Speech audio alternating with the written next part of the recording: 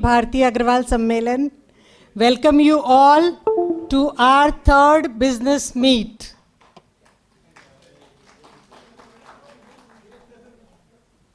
We at Akhil Bhartiya Agrawal sammelan are trying to coordinate and help our community in expanding their businesses or set up new ventures. I hope you all are enjoying it and be a continuous part of this process.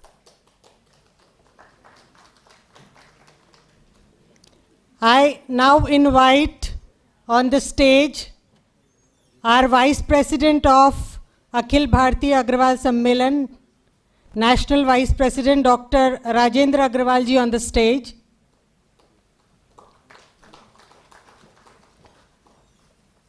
President Akhil Bhartiya Agrawal Sammelan Mumbai, Mr. Shivkant Khaitan ji, please come on the stage.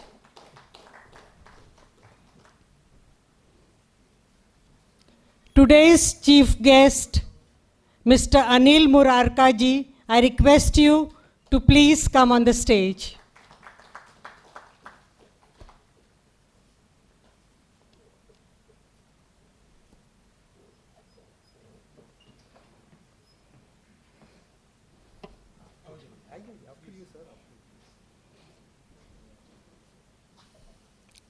I request our President to honor our chief guest with a token, a memento, and a shawl.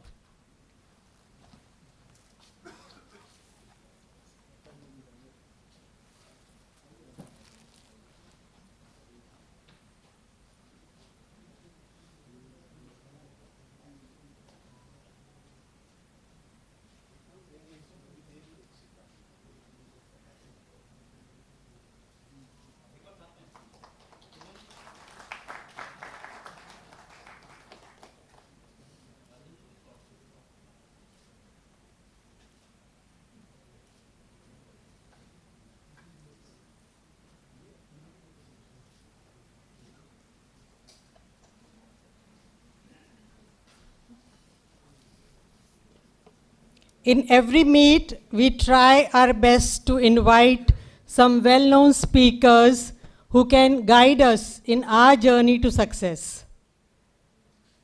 Today, we have invited Mr. Arjun Vaidya.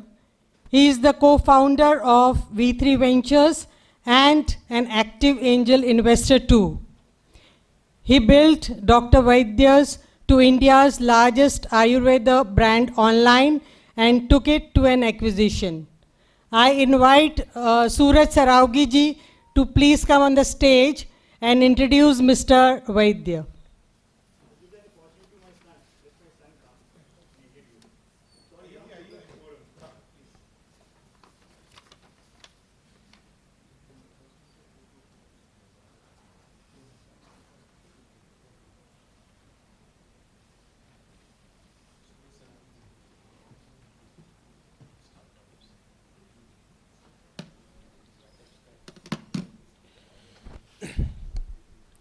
Hello. Okay. So Mr. Arjun Vaidya is the founder, as mentioned before, of Dr. Vaidya's New Age Ayurveda. Prior to his entrepreneurship, he was studying at Brown University with a degree in international relations and economics. He then went on to work private equity at a consumer sector focused fund, L Capital Asia. In October 2016, Arjun quit his job to take on his 150-year-old family legacy of Ayurvedic formulations that his grandfather left behind.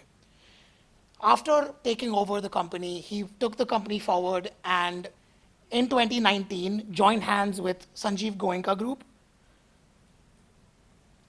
and had made it one of the world's largest Ayurvedic funds.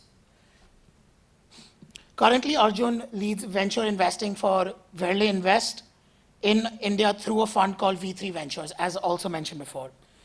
Here he focuses on investing in early-stage consumer-facing businesses. He's an active angel investor with over 80 portfolio companies and a mentor to brands in India's D2C and e-commerce ecosystem. Outside of his work, Arjun also runs a podcast called Direct to a Billion Consumers and one of India's largest cohort-based courses on D2C. While also running his prior company, he was one of the first and only people to be on the Forbes 30 under 30 list all over Asia for an Ayurvedic company. So with that, I'd like to welcome Mr. Arjun Vaidya.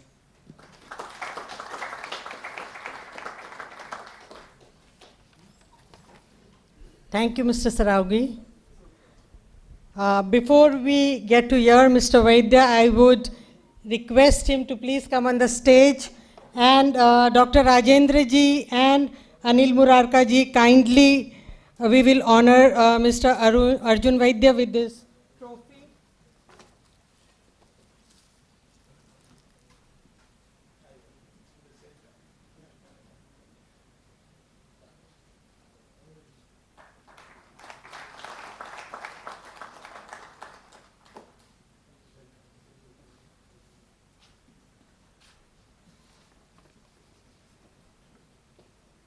Mr. Vaidya, please come. We all are waiting to hear you. Thank you so much to all of you for making the time on a Friday evening to listen to me, and to Suraj Bhai for inviting me to speak here. I think we met at a similar setup for Rotary, and I hope I made a good impression because he invited me to come and speak to you. I also feel quite nostalgic coming here back to Nehru Science Center. When I entered this place, I just got all the memories of walking up there when I was a young kid and sort of spending time here and learning about science, and eventually science had a big role to play in my life. So they've already introduced me, and so I think a lot of my story is known to all of you, but I'll maybe spend 15 minutes, 10 to 15 minutes talking about my journey from actually my childhood, my experiences, my ailment, my relationship with my grandfather, and then eventually building one of India's largest Ayurveda brands, and taking it to an exit, which is something that I was fortunate to go through at the age of 29. So Vaidya, my last name means Ayurvedic doctor. I come from a legacy of 150 years of Ayurveda. So my grandfather, great-grandfather and generations before, all Ayurvedic doctors. The legacy of our business was not a business. My great-grandfather moved from Morbi in Gujarat to Bombay to set up a small Ayurvedic clinic. He set this clinic up in Masjid Bandar, for all of you who know where that is. And as was customary at the time, my dada went to medical school. He went to Podar Medical College, not so far from here. Did a degree in Ayurveda and then graduated and joined his father. He worked with his father for 10 or 12 years, and then eventually my dada took on the practice. In the 80s and 90s, he became one of India's most successful Ayurvedic doctors. So he used to see 300 to 350 patients a day in that clinic in Masjid Bandar. He had 12,000 patients trying to him via post. And post, you'll appreciate, was the e-commerce of the 90s and the 80s. My dada also didn't care for business as much. He didn't care for sales, distribution, marketing, strategy. And he wanted to increase the access for Ayurvedic medicine. So consultation was always free at his clinic. You got a free consultation, and if you so chose to take his prescription and buy his medicine, then he would charge you. But he ensured that he gave access across income strata to Ayurvedic medicine. In the late 80s, my dad graduated from college, and he didn't study medicine. He was a businessman, and so he tried to take my dada's formulations and products from the hundreds or thousands of people that came to his clinic to millions of people through FMCG distribution. Doctors and businessmen don't see eye to eye. My dada never lost money in his life. The first year he tried to do distribution, he lost money, and so he told my dad, look, this is not for me. If you want to work with me, work in this clinic, or go ahead and do whatever else it is that you want to do. My dad eventually went his own way, and over the last 35 years has built a successful business in the jewelry and watch space. Actually, that's my family business. But I grew up with asthma. I grew up with juvenile bronchitis. I suffered. I grew up with pumps, nebulizers, inhalers, steroids. I was the only kid who couldn't play cricket and football. I used to play golf and squash as a 7-year-old, and I had a hand-eye coordination problem, so it was really difficult for me. I was the only kid who couldn't have Coke, Limca, Fanta, Sprite, or ice cream at birthday parties. And my grandfather saw that it affected me. So when I was really young, he got me on Ayurvedic treatment. By age 15, I was cured of asthma. the first thing I did was start playing cricket. I went to Dhirubhai Ambani International School for my 11th and 12th, and it's not a school known for sports, but I convinced them to put a cricket team up, and because I was the most committed guy to practice, I wasn't the best player, I just showed up to every practice. They made me captain of my school cricket team. It wasn't a great team, we played only 4-5 matches, we won 2 matches, that's about it really. But that moment was an important moment in my life because Ayurveda had allowed me to overcome asthma and allowed me to do what I enjoyed, which is play cricket. Right? And so eventually I spent a lot of time with my grandfather. I spent so much time with him that I understood the family legacy, the formulations. I learned hard work from him. And then I went to college when I was 17 and a half to the US at Brown University. And at that time, I promised my grandfather that I'll do something with this legacy that he left behind. He convinced me to study biotechnology, so I would come back and bring a modern spin to Ayurvedic science. I went to a liberal arts college where I didn't have to decide what I wanted to do in year 1. I eventually studied economics and politics. My dada said he'd pay for my education. When I told him after the first year I'm studying politics, he stopped paying and he told my dad, it's your responsibility now.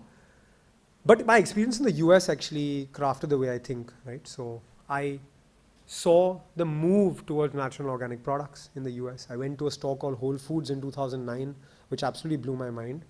And I saw yoga being repackaged. In my first year, my Dutch friend from down the hall was teaching us Indians yoga.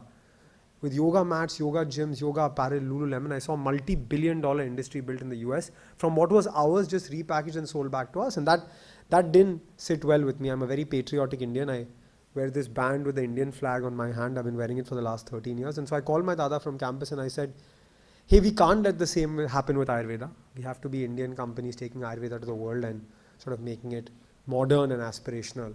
So I came back to India in 2013. I came back to India at a very strange time. There was lots of negativity towards India in 2013 and 14, lots of scams. And so it was a not so positive time. 2014, government changed. And there was a renewed focus, a renaissance of Ayurveda. Ministry of Ayush was created. Patanjali revolution was happening. Hundreds of thousands of consumers like you became interested again in Ayurveda. I was working in finance, in private equity, in a very comfortable job that at that time when I was 21, 22, 23, was paying me 30 lakhs a year, which was a lot of money for someone who was just out of college. But then my grandfather passed.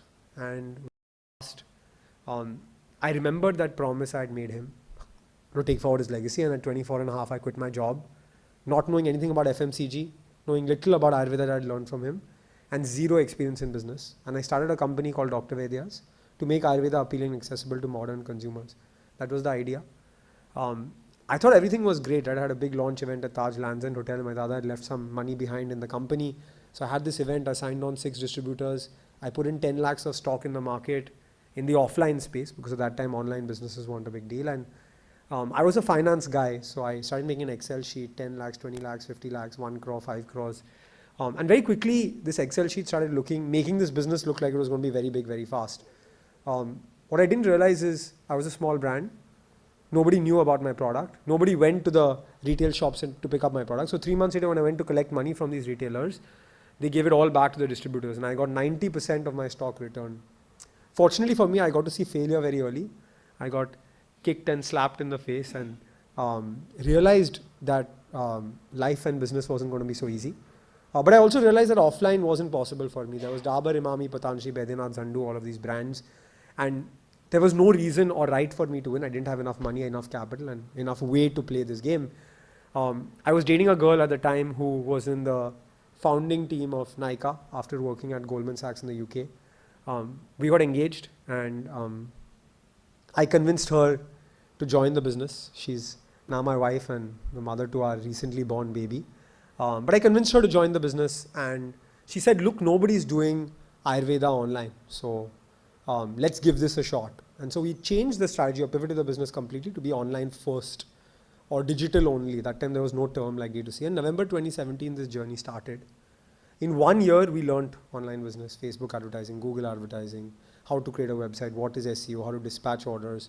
It was very new to us, but at that time competition was limited, so we had time to learn. That's not the case today. Online is a competitive market, but at that time we had time to learn. And in 1 year, we launched 29 products, took this business from 0 to 50 orders a day, Today you'll say 50 orders a day, what's the big deal, right? But in November 2018, single branded Ayurvedic website, 50 orders a day and 30,000 rupees a day of business was a pretty big deal. So we took 1 year to establish product market fit, and after seeing so much failure for a long period of time, we started smelling business, smelling that there is something that will happen here, right? And it'll scale. The good part about an online business is once it starts working, you just turn the gear up from gear 1, 2, 3, 4, and you do the same things more and more and keep pushing, and you're able to get scale. So in 2 years from then, my wife and I built India's largest Ayurveda brand online. We scaled from 50 to 5,000 orders a day. We reached 2 million plus transacting customers. We encountered this time called COVID, which was actually very good for our business because Ayurveda came back to the fore. We were already leaders online, doing 1,000 orders a day on our website. And so we navigated this time of COVID very well. While the first 3-4 months of COVID, most people were at home, we were in the warehouse packing orders because not so many people from our team were comfortable coming to the warehouse. In June 2019, we raised some money from RP Sanjeev Goenka Group. And eventually in April 2021, they made an offer to acquire or buy our business. I know some of you may be thinking, why would I sell 150 years of my family legacy? But I think for us at that time, we had reached the sort of close to the saturation point of how big this business could be online. And I didn't know how to do offline. I still don't know how to do offline. And so we just thought it was the right time. So we were able to see one of India's first digital consumer brand exits, one of the largest in April 2021. But that also meant that it happened so quickly, I had no idea what I wanted to do. And so at 29, I pretty much left this office, which I'd spent 5 years of my life in, an office where I also got married while running the company, a company that I saw from 4 to 150 people, and eventually had to figure out what to do again in life, right? And so started spending time with startups, mentoring startups. I had some capital, which I invested in more than 85 companies. And I started enjoying that. And so now full-time professionally, I run a venture capital fund, investing in the consumer space. My wife got really bored of this investing world, and so she's in the process of starting up again. But I think fortunate over the last 5 to 6 years to see the digital landscape of India evolve, consumption evolve. People wouldn't have believed that 82% of our customers actually came from outside the top 10 cities. We weren't a Bombay, Delhi, Bangalore, Hyderabad, Chennai brand. We were a Anantnag, Trichy, Muzaffarnagar and Imphal brand. I learned that the world is not only seen through our eyes. And after speaking to 1,000 of my first customers, I learned that English is not the conversation for them. 70% of my customers didn't speak English. And so we learned to advertise in Hindi, English and regional languages and really increase the accessibility of Ayurveda. I was fortunate also to be able to build this business and run a factory as well. I think that was one of the biggest learnings for me. I used to call my dad on the way back from Silvassa every time saying, do I really need to do this? I'd rather just contract manufacture these products. But running a factory with taking it from 4 to 50, 60 people, buying machines, understanding automation, I think was a beautiful experience that lots of startup entrepreneurs don't have. And I think as the world moves back to more offline business, I think that was a beautiful experience that I had. That's been my journey. It's been a beautiful 5 to 7 years. I got to learn a lot. I got to fail a lot, but through that, got to understand grit, resilience, and sort of standing up for yourself. I can tell you in 2016 October, if you just put me in a room like this and told me to speak, I'd be shaking. But I think being a startup entrepreneur and being through a lot of these journeys where you have to put yourself out there helped me with that. So it's been a pleasure to speak to all of you. Hopefully I added some value, and hopefully my story can help some of you think about new ways to do your business. But thank you for having me.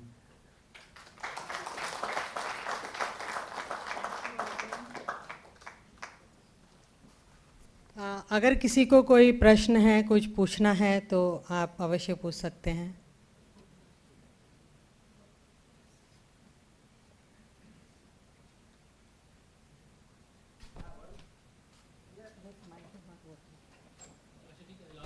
Yeah, we can hear you.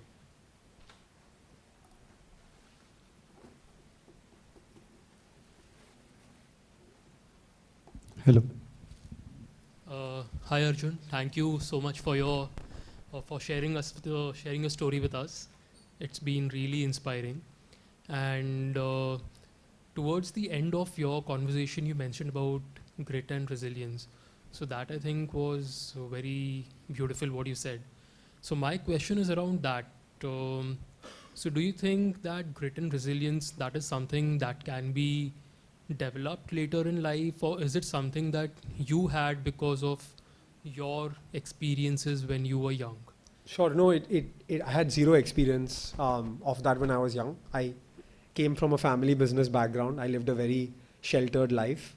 Grit and resilience came when I failed and failed and failed and nobody could help me.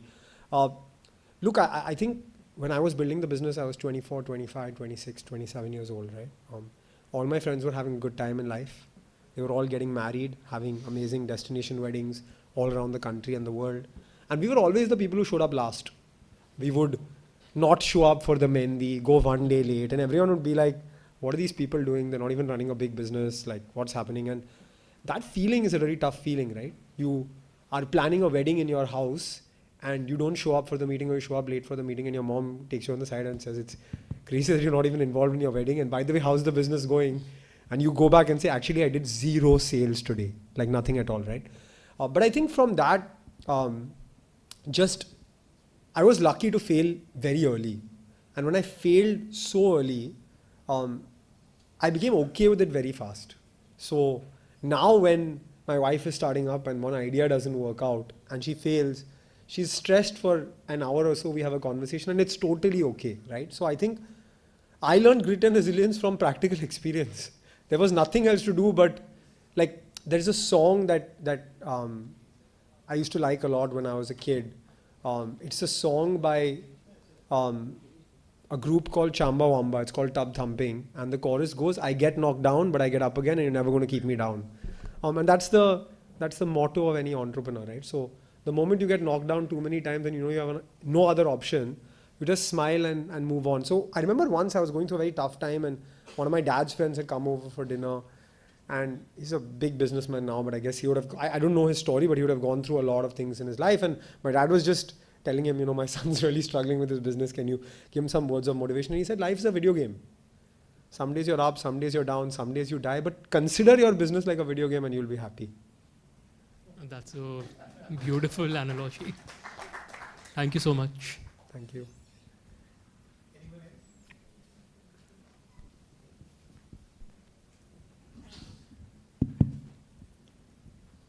Wonderful story, and thanks for sharing in such a nice way. It was really amazing to hear. One interesting angle that I see in this story, especially it's relevant for the Marwadi Samaj or Agrawals. You took your grandfather's legacy, modernized it, and then took it to the market, and therefore it remains, in the market now. A question that comes to my mind is, these concepts are really picking up now. And you put in a lot of effort in establishing that. You could have continued with this longer. So what really pushed you to sort of think for a complete exit? Yeah, so I think it's a good question. It's a question I've got like maybe 500 times since I sold the business. So I have the answer ready. Look, the business is called Dr. Vedya's. That's my dada's name, right? And so stepping outside of emotion, and by the way, my dad is a very emotional businessman. He's a first generation entrepreneur. He thought it was absolutely crazy that I considered selling this business. He was like, what will you do in life after this is gone? What is your identity? But look, I didn't know offline. And I'm very clear of what I'm good at and what I'm bad at. And I'm totally okay to say I don't know how to do offline retail. I still don't. And at 7-8 crores a month in sales, I couldn't see the business crossing more than 15 crores, maybe 12 crores a month online. उसके आगे तो like जा ही नहीं सकते, market ही नहीं है India में, और तब तो था ही नहीं. So if I knew the future of the business was offline and I was not able to do it, what's the point of overstaying your welcome, right? At the end of the day, Dr. Vedya's will still be our family's name. Nobody will ever be able to change our name from us. And so what was best for the business at that time was this. I'm not going to lie and say that we just sort of did some daan and handed over the business. We got paid out very fairly for the business as well. I think financially it was a large outcome for me at 29. And it didn't mean so much what the size of the financial outcome was, but for me at 29 to be able to buy a house in the same building my parents live in was a big achievement. So I think that was, I'm not going to say the financial outcome had nothing to do with it, but I think if you talk about from the business sense, I don't think we were able to take it so much far forward from there. Thank you.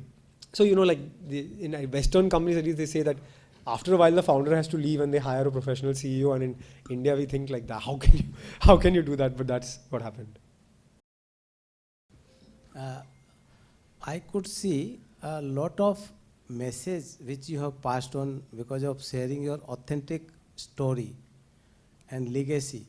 We, the Agrawal families, dominating in the business sector, but we have such stories, legacies, but we are not encashing it. And yet, after knowing your story and converting into the digital world and encasing in the current scenario, it's a good message for us. And how can we convert this Sure, sir. as a whole, as a community? Can you say a few tips on this? Sure, sir. So, after we sold our, so I come from a family business background, so most of my friends are in their family business, right? We were the few people who were doing a startup. So actually I would find it very odd that I'd be out at a party and there was nobody to talk about startups to. But when we sold the business, that's when people around us started seeing this also can be done. We can also do this with our business. We can also modernize with our business. And so I must have spoken to 30, 40, 50 people in my social circle who also want to do something similar. ये एक packaging business है, startups को packaging बेचना है तो एक नया line start करेंगे, एक नया डिवीजन स्टार्ट कर सकते हैं, right? The one thing I will say is that कुछ नया करना है तो शुरुआत से करना है एंड एफर्ट लगा के करना है. The amount of people have come and said to me ये आइडिया है बट मैं तो बहुत बिजी हूँ मेरे फैमिली बिजनेस में, तो आई डोंट हैव टाइम, ये करना है मुझे, बट आप CEO कुछ ढूंढ लो मेरे लिए, फिर वो कर लेंगे, right?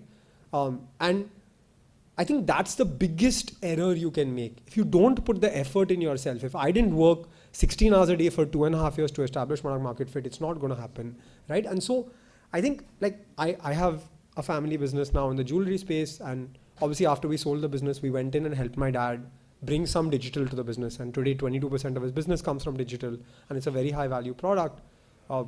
At that time, my dad, who has 35, 40 years of experience in business, told my wife and I, for this, I'm your student. You tell me what I need to do and I'll do it, right? So I think that attitude or mentality of going down from scratch and starting from scratch is the biggest thing that I could say is a learning. And if that's done and you have the humility to say, even though I'm running a 100, 200, 500 crore business, I'll learn from scratch and do it from scratch, that can be very powerful. Thank you so much. So unfortunately, I have a 3-month-old baby who just had a ear piercing today. And so my wife has been calling me back home. So I may not be able to spend so much time with you after this is over. But I just wanted to say thank you, Suraj Bhai, for inviting me. And if anyone here wants to get in touch with me, you have my details as well. Absolutely, absolutely, sir.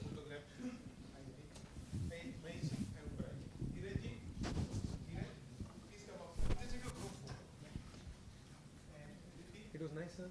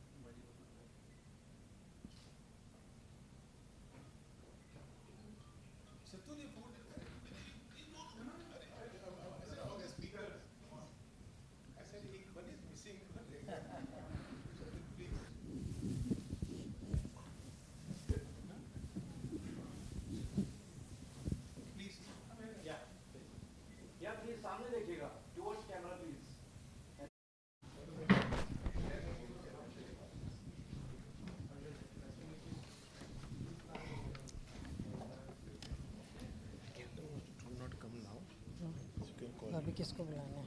धीरज आया है क्या? शातुल को बुलाऊं? किधर है? उसका तो नाम ही नहीं लिखा इसमें. क्या नाम है?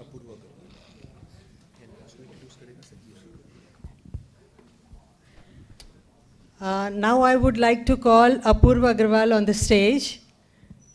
And before that, I would want Sanjeev Swarupji to come and introduce him, please.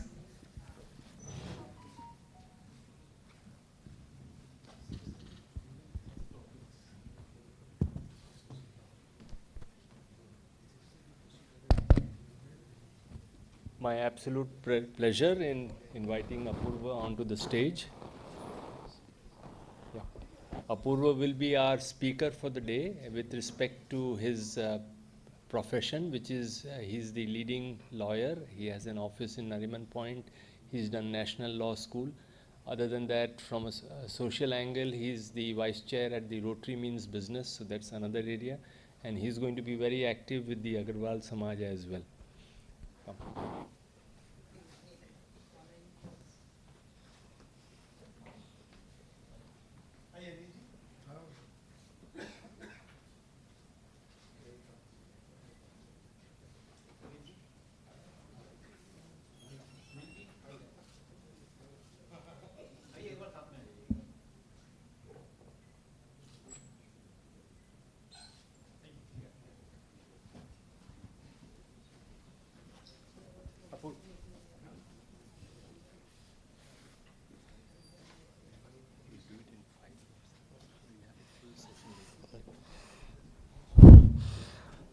Good evening, everybody. I've been invited to talk about wills and succession planning. So I'll just take about 5 to 7 minutes to talk about a subject which is close to my heart. All of us out here make their money, create their assets, build their businesses.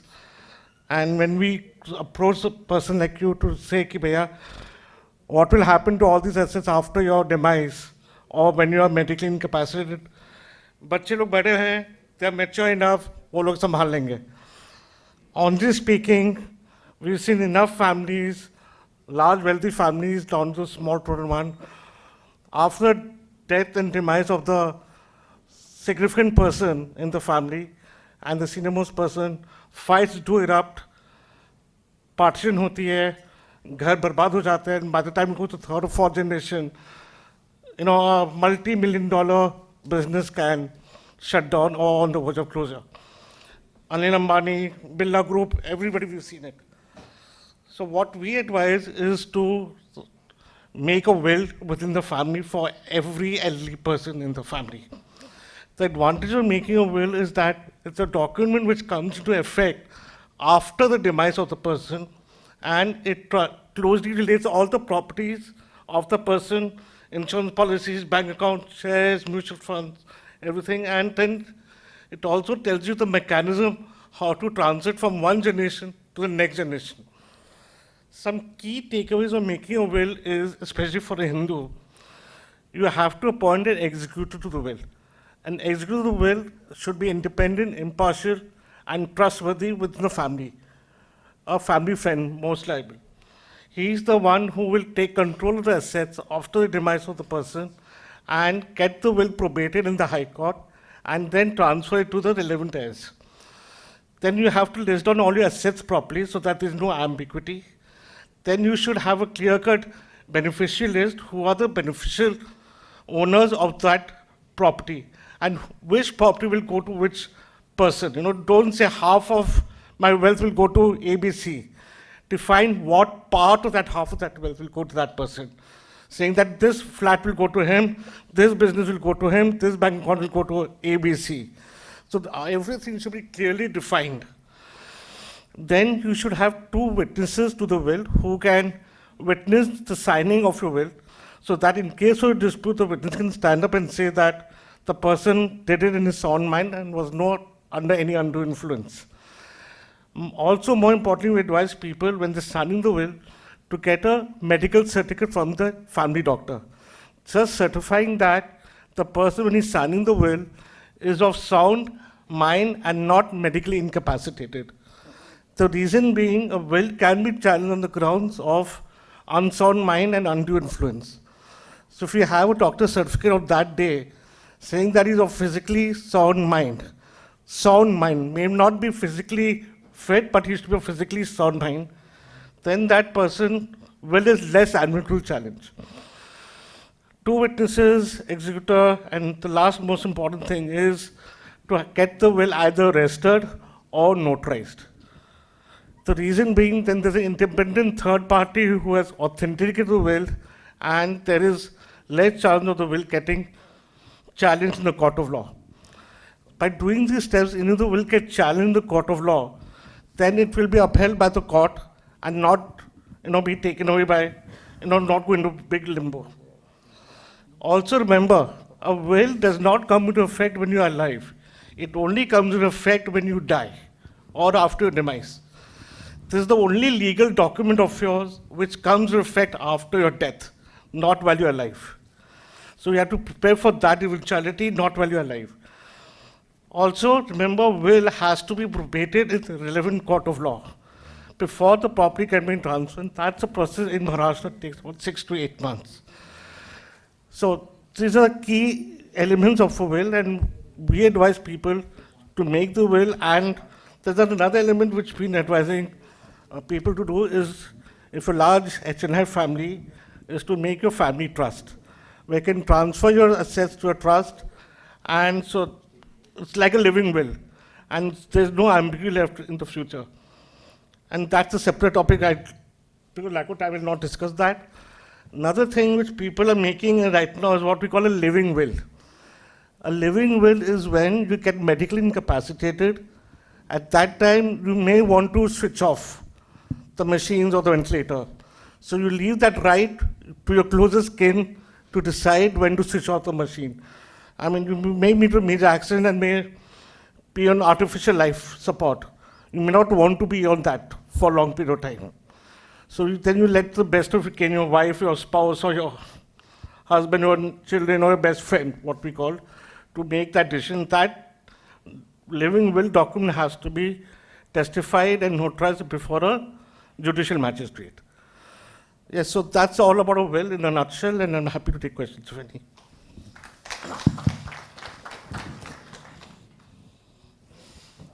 Thank you, Apurva ji.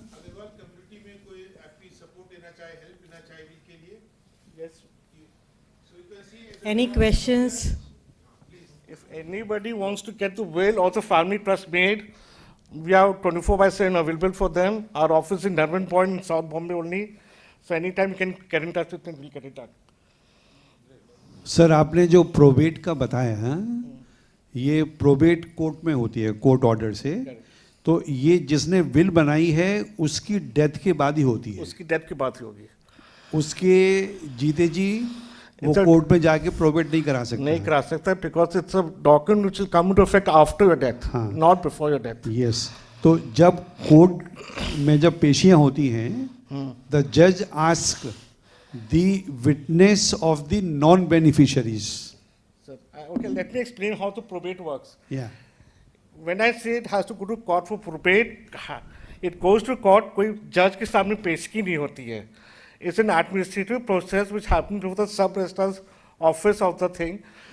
The witnesses have to file an affidavit that the document was signed in my presence and is purely authentic. Only अगर कोई challenge करता है, then it will go before the court. If there is no challenge, in the administrative process which takes about 8 to 9 months.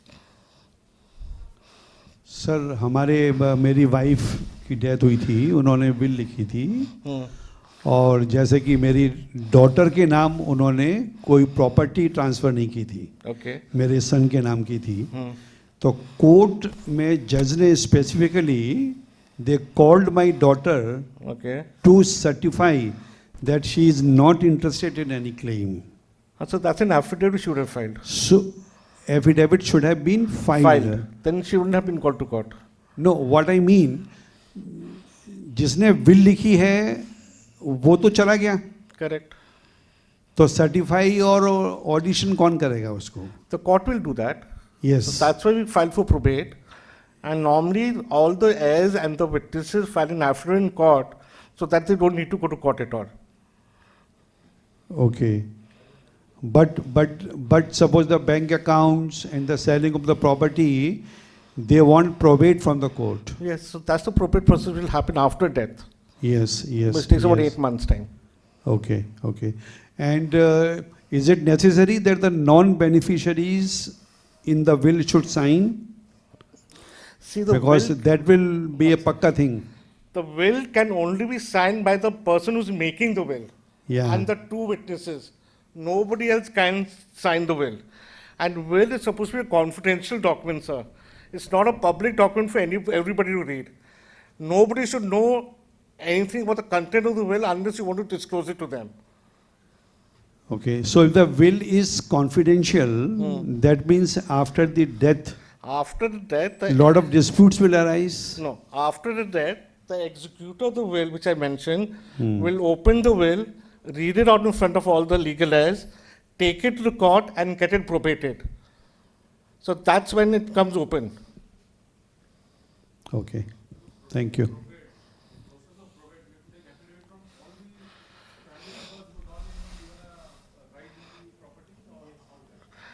We tend to take after all the legal heirs as per the Hindu Section Act, so that in future there is no dispute. During the probate process.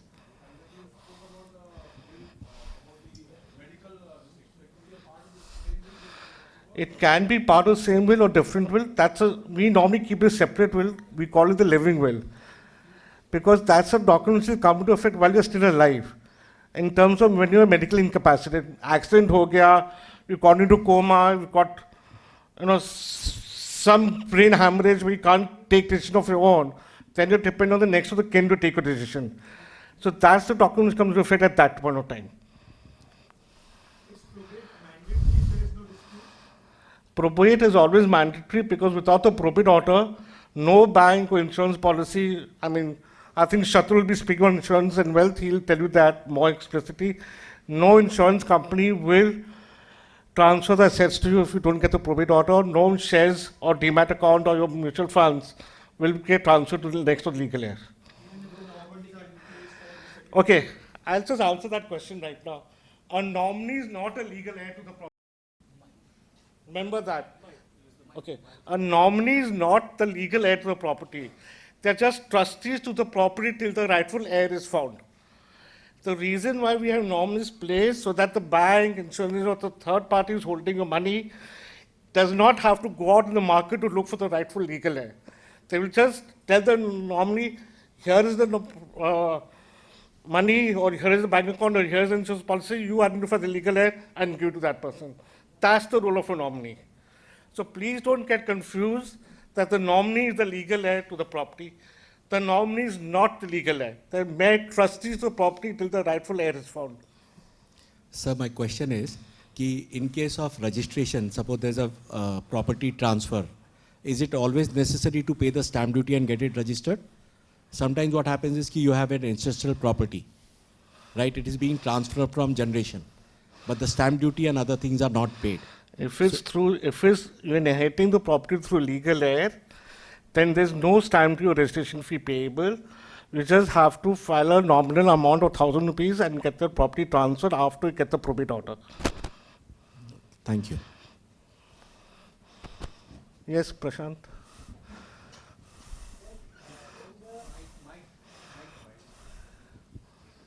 Sir, when the will is already in place, that means the person who is giving the will might be not considering interest of some other beneficiaries of the same family, right? But at the time of probate, other members of the family, they may be interested to get some share of that. They may object to give the probate in favor of particular person. Then how to protect this? Okay. Normally there are two ways of protecting it. When we are making the will, we clearly mention who are the legal heirs in the will and to whom we are giving the property and to whom we are not giving the property and why we are not giving the property. Okay? For example, if I have a daughter and she gets married off, I don't want to give her any further property, I will write in my will. Just an example, it can change from person to person. At the time of marriage, I have already given an X amount of money, so at the time of my passing away, I am not giving her anything. So that's a valid reason. So then the daughter knows why she's not getting any more property, and that's the rationale. Or if my son got estranged from me, he runs away, doesn't join me, doesn't. So I'll mention that my son has been estranged from me for the last 20 years, so I don't want to give him anything. So if you give the rationale in the will, nobody can challenge it. So and that's in all the wills which we draft, we document rationale for not giving the property to an X person. That's one way. Number two, what we also mention is that in case anybody challenges the will, he or she will not be entitled to get any benefits out of that will. Sometimes we may give somebody less amount than what they expected, right? So that's another way of protecting yourself. And getting the document registered and following the various processes which I've told you also safeguards you very well. We'll most likely have a more detailed session later on, but thank you, Apurva, for the start. So this is the appetizer. Thank you, Apurva ji. We have some more interesting speakers to come up, but before that, I would like to invite Mr. Umesh Rastogi of Nehru Science Center, who would like to highlight some points. Kindly. Umesh ji यहाँ के director है Nehru science centre के। आज इनके साथ में हम 20 साल से काम कर रहे हैं, रोटरी के प्रोजेक्ट, कई प्रोजेक्ट, तो इनका अच्छा कोऑपरेशन रहा है। That's why we are here. So Umesh ji, thank you. Good evening to all of you, all the dignitaries sitting on dais, off the dais. For me, I think all of you are dignitaries. In fact, first of all, thanks for giving me time and organizing this program here. In this, I see some business in that, in the sense that maybe some of you might have come for the first time. So many times I come across when we meet people that हम तो कभी गए नहीं, या सामने से कई बार गए हैं पर अंदर कभी जाने का मौका ना मिला. But what we have inside, perhaps right from the gate itself, you can see exhibits, interactive exhibits, where we just try to make people to enjoy science. The main mandate is to create scientific temper among people. थोड़ा सा rationality, logical thinking. मैं कुछ दिन पहले एक film देख रहा था, उसमें देखा हमारे देश में लोगों को मैजिक ज़्यादा चाहिए, लॉजिक कम सोचता है, इसलिए हमारे देश में साइंटिस्ट कम पैदा होते हैं, बाबा ज़्यादा पैदा. So logic, so far as business is concerned, there also I think you need. Now we have made it science. Scientists, when I say scientists, means it's not people who are doing only R&D in science base, maybe whether it is biotechnology or science or physics or chemistry. But science itself, word says it's something related with knowledge. Now we have made it a subject and knowledge may be separated from there. So, but everywhere you need, whether it is rational thinking, logical thinking, they are part of our life. That's what we try to create among society by various means of communication. We organize popular science lectures, we organize hands-on workshop, we organize I should say many entertaining, or what you call edutainment containing shows. We have 3D show, motion simulator, many other things. Summer vacations are very, very popular. So far as parents are concerned, they would like to see their children enrolled, and we get nowadays, means when because we take very, very limited number, 20 per workshop. So that's highly appreciated. And sometimes we get calls from higher up that एक और admission कर लीजिए. Though we are not averse to that, but थोड़ा सा ये कि हर बच्चे को थोड़ा सा ध्यान देना चाहिए. So that because क्लास में तो पढ़ते ही हैं, स्कूल में पढ़ते हैं, कॉलेज में पढ़ते हैं, पर यहाँ थोड़ा सा हम अलग किस्म से थोड़ा हैंड्स ऑन पे ज़्यादा फोकस करते हैं. बच्चों का एटीट्यूड चेंज होता है जब अपने हाथ से कुछ करके देखते हैं, तो वो हम सब करते हैं. In fact it's not a profit-making business. Now we say that we are in profession, we are maybe a business, but it's not a profit-making business. Some of you can help us how we can make ourselves more sustainable or self-sufficient. Maybe some of you can think of that. because all people sitting here are from business mindset, you can say, how you can convert a loss-making company into a profit-making. We get sponsorship, we get support from people like you, either in the CSR funding or support in case-to-case basis program, like Rajendra ji has been associated with us for more than, now I should say, 2004 onwards, I think, or even before that, but a program which Rotary Club sponsors for last, means 2003 or 2003 to 2004 itself, when we celebrated silver jubilee of this world's first science park. In fact, this is idea which was given by India to the world. Now it's part of every science center. So maybe you can do a small exercise just to show you what we do, how we create interest. Maybe all of you can do. It's irrespective of age, irrespective of background, subject or discipline. मैं जैसा कहता हूँ आप थोड़ा सा करके देखिए तो आप हो सकता है आप लोग हम बहुत सारे ऐसे डेमोन्स्ट्रेशन करते हैं, लाइव डेमोन्स्ट्रेशन, तो पर एक छोटा सा हम करके देखते हैं. आप सभी जानते हैं कि आपके पास दो आंखें हैं. All of us are having two eyes. कितने लोगों को मालूम है कि आपकी कौन सी आंख ज़्यादा डोमिनेंट है और कौन सी लेस डोमिनेंट, पर हमें पता नहीं चलता. हम लोगों को लगता है हम देश पूरे विश्व को हम तो दोनों आंखों से एक जैसा ही देखते हैं, पर ऐसा होता नहीं. आप करके देखिए. आप अपने हाथ को ऐसा बनाइए, अंगूठा और फर्स्ट फिंगर ऐसा बना के आप मुझे देख सकते हैं. इस आपको दोनों आंख खुली रखना है और इसके बीच में आप मेरे चेहरे को लेके आइए. उसके बाद हाथ वहीं रखना है. एक बार लेफ्ट आई बंद करके देखिए, हाथ हिलना नहीं चाहिए. फिर लेफ्ट आई खोल लीजिए, उसके बाद राइट आई बंद करें और फिर देखें. किसी एक आंख को बंद करने के समय आपने देखा होगा मेरा चेहरा आपके इस सर्कल से बाहर चला गया. जिस आंख को आप बंद करते हैं और उस समय जो चेहरा बाहर गया है वही आंख आपकी डोमिनेंट आई. मोस्टली 80% केसेस में राइट आई डोमिनेंट आता, 20% केस में लेफ्ट आई. ऐसा रिसर्च करके देखा होगा आपने सभी जो नहीं करके देखिए. वो बोलते हैं ना करके देखिए अच्छा लगता है. That's what we do basically. Interactivity, whether it is immersive body experience with your hands on.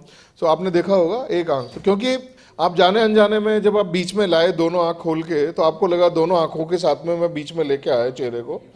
लेकिन होता क्या है, जो आपके डोमिनेंट आई है वो रोल ज़्यादा प्ले करती है. आप उसी के हिसाब से उसको बीच में करते हैं और जब आप उसको बंद कर लेते हैं तब आपको पता चलता है लेफ्ट वाले ने तो कुछ कंट्रीब्यूट ही नहीं किया, या बाई राइट वाले जिसको आपने, तब आपको पता चलता है.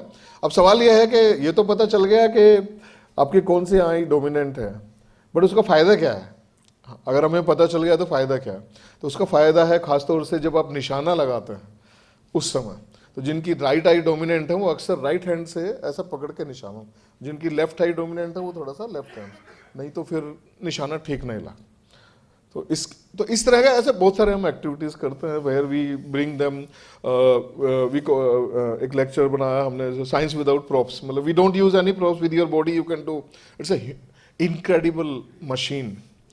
इतना ज़्यादा इंस्पिरेशन आपका बॉडी से मिलता है. आप बहुत सारे साइंस उसमें आप डेमोन्स्ट्रेट कर सकते हो, whether it is a simple machine और ए कैमरा और so many things. So that's what we do and we try to excite children that science is not as difficult but it's part of your life. You cannot avoid, whether you go to commerce, humanities or any other thing, it will be part of your life. So we should accept it and try to make our life more logical, more rational, so that we can enjoy, we can make more informed decision, whether it's business also. मुझे याद है एक पढ़ रहा था मैं कि उसमें भी लॉजिक चलता है ना कि एक आदमी कहता है कि पड़ा हुआ है, फिर एक क्या सॉफ्ट ड्रिंक लेता है, फिर उठ के चल दौड़ पड़ता है, एनर्जी ड्रिंक जिसको आप बोलते. अब उसने लॉजिक तो लिया लेकिन उसको लगा दिया ऐसे कंट्री में, बोलते कि वो गल्फ में जाके लगाया उर्दू वहाँ जहाँ पे पढ़ा था. तो लेकिन उसको ये समझ नहीं आया कि उर्दू में उल्टा पढ़ते हैं ना हम राइट साइड से. तो उसको ऐसा लगा कि आप आए, ड्रिंक पिया, पड़ गए, मर गए, जबकि उल्टा था. तो आप वो ये चीज़ें जो लॉजिक, मेरे कहने का मतलब है कि लॉजिक जब आप लगाते हैं तो आप कॉपी करके नहीं करना है, आपको लॉजिक उस हिसाब से लगाना है. आप कहाँ लगा रहे हैं, किसके लिए लगा रहे हैं, that's also part of business. I will stop here thanking for, but whenever you are coming, we need support. You can, those who want to join us, most welcome. We have a website you can go through. We are quite dynamic so far as activities are concerned, being visited by almost 6 lakhs people a year. We are able to generate a good fund also, but not sufficient to become self-sufficient. Only Science City, Kolkata, that is the self-sufficient. But that shows a hope that we can. So maybe we'll look forward some of you who can suggest or guide us how we can make. Thank you very much for that. No.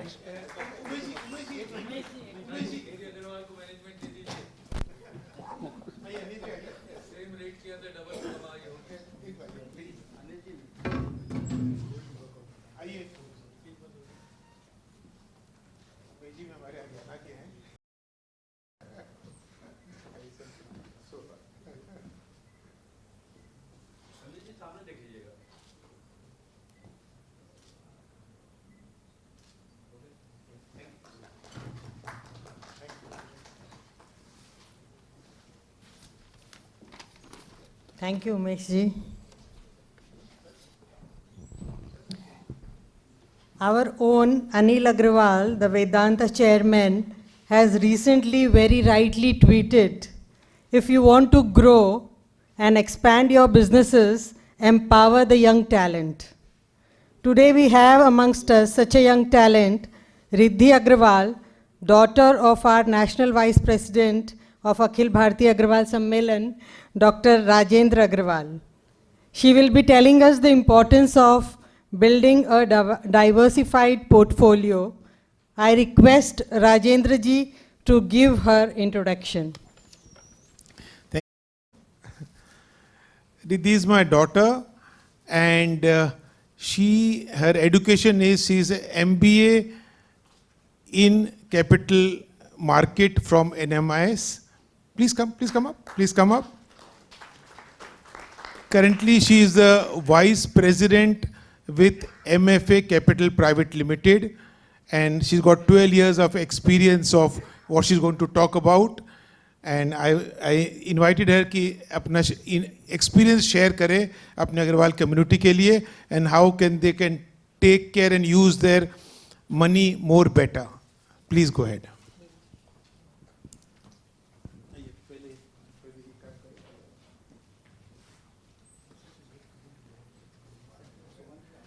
Come in the center.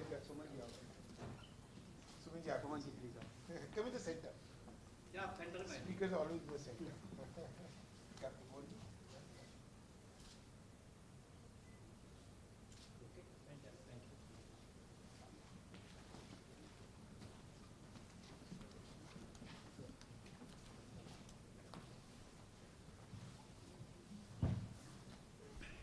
Hello everyone. Thank you so much for having me here and giving me this opportunity to speak. So today the topic given to me by my dad is diversification and asset allocation and why that's important. So this is actually a topic that's very, very dear to me. I have been a financial life coach for the last 12 years, helping my clients manage their overall financial life in a better way. We have come across many, many clients over the last 12 years that I have personally managed who have come to us in a complete financial crisis where a huge portion of their portfolios, say 70 to 80%, has been in one particular asset or asset class.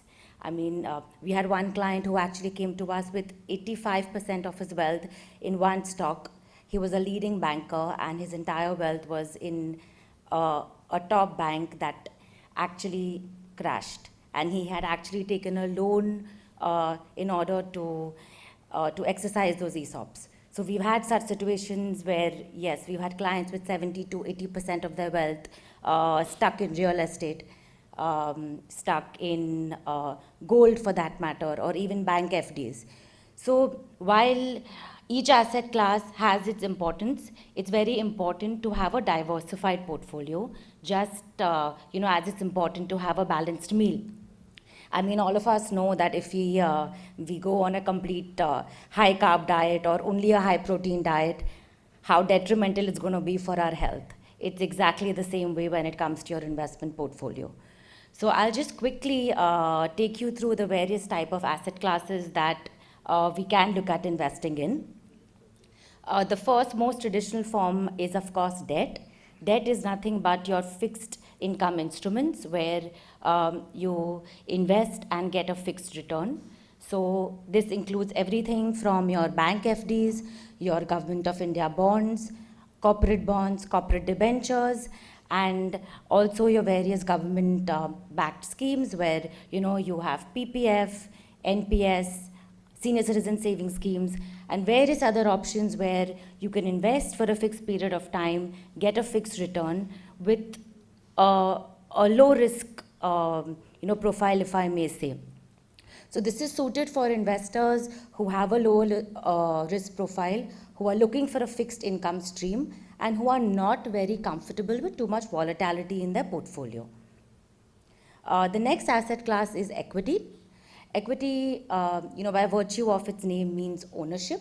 So which means that if you were to become a part owner or invest in a business, you invest in equity. So this, includes everything right from your stocks, investing in the share market, investing in equity mutual funds where you invest in a basket of diversified stocks, which is professionally run by a fund manager. It includes private equity and all of that. So typically when you invest in a business, of course you are assuming more business risk than you would be if you're investing in an FD. And as we all know, higher the risk, higher the return. So yes, in equity, we can definitely, it's one of the only asset classes where you can get a double-digit post-tax return because of the business risk that you're assuming. Having said that, of course, it does come with the risk of volatility, and if not done carefully, there could even be a chance of capital loss. So it has to be done with a lot of professional advice there. So while debt and equity would form a bigger chunk of your portfolio, there are other smaller asset classes as well that should be part of your portfolio. One of them, of course, traditionally being Indians are the highest investors in gold. So yes, there should be some amount of gold in your portfolio. Again, this may not include your personal jewelry, which us as Indians do have a lot of, but even besides that, you could look at adding, about 5% of your portfolio in gold through gold bonds or gold ETFs or funds. The next one being real estate. Again, real estate is something traditionally as Indians we do have high allocation to.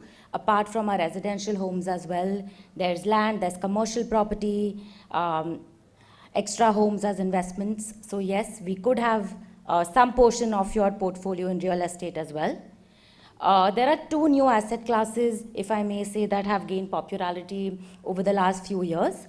One of them being international equity, where basically you can take access to global markets by investing overseas and investing in the top stocks in the US and top businesses there. And why just US? In fact, across the globe. Again, this is something where we could add, look at adding 5 to 10% of our portfolio there. And last but not the least, I know this is not for everybody, but yes, crypto or digital assets, that is something that it is an emerging asset class, not yet very regulated and accepted in India, but I attended a conference in the US in October, investor conference, and the scale at which it's coming up globally in developed markets that we see is phenomenal.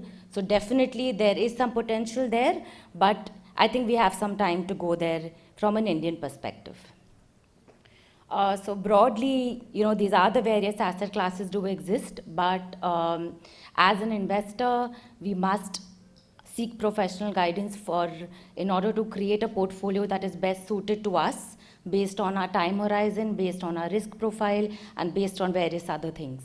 So, of course, it's important to have a portfolio, that beats inflation. We are living in very high inflationary times.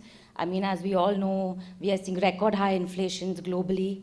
And yeah, so it's very, very important to have a portfolio that is able to beat inflation, that gives you a high real rate of return post-inflation. But it's most important to sleep well at night. And yeah, so ensure that you have an advisor who gets you to do that, and not just invest in products. Yes, of course, I know we do live in a world where we are investing in products and investing in the latest stock and doing all of that. That's great, but you must have an overview of your overall financial life and your overall portfolio across advisors, across all of it. And yeah, so we must do that. That's all. Thank you. Thank you, Riddhi. You gave good insight on the investments we could make. Any questions from your side?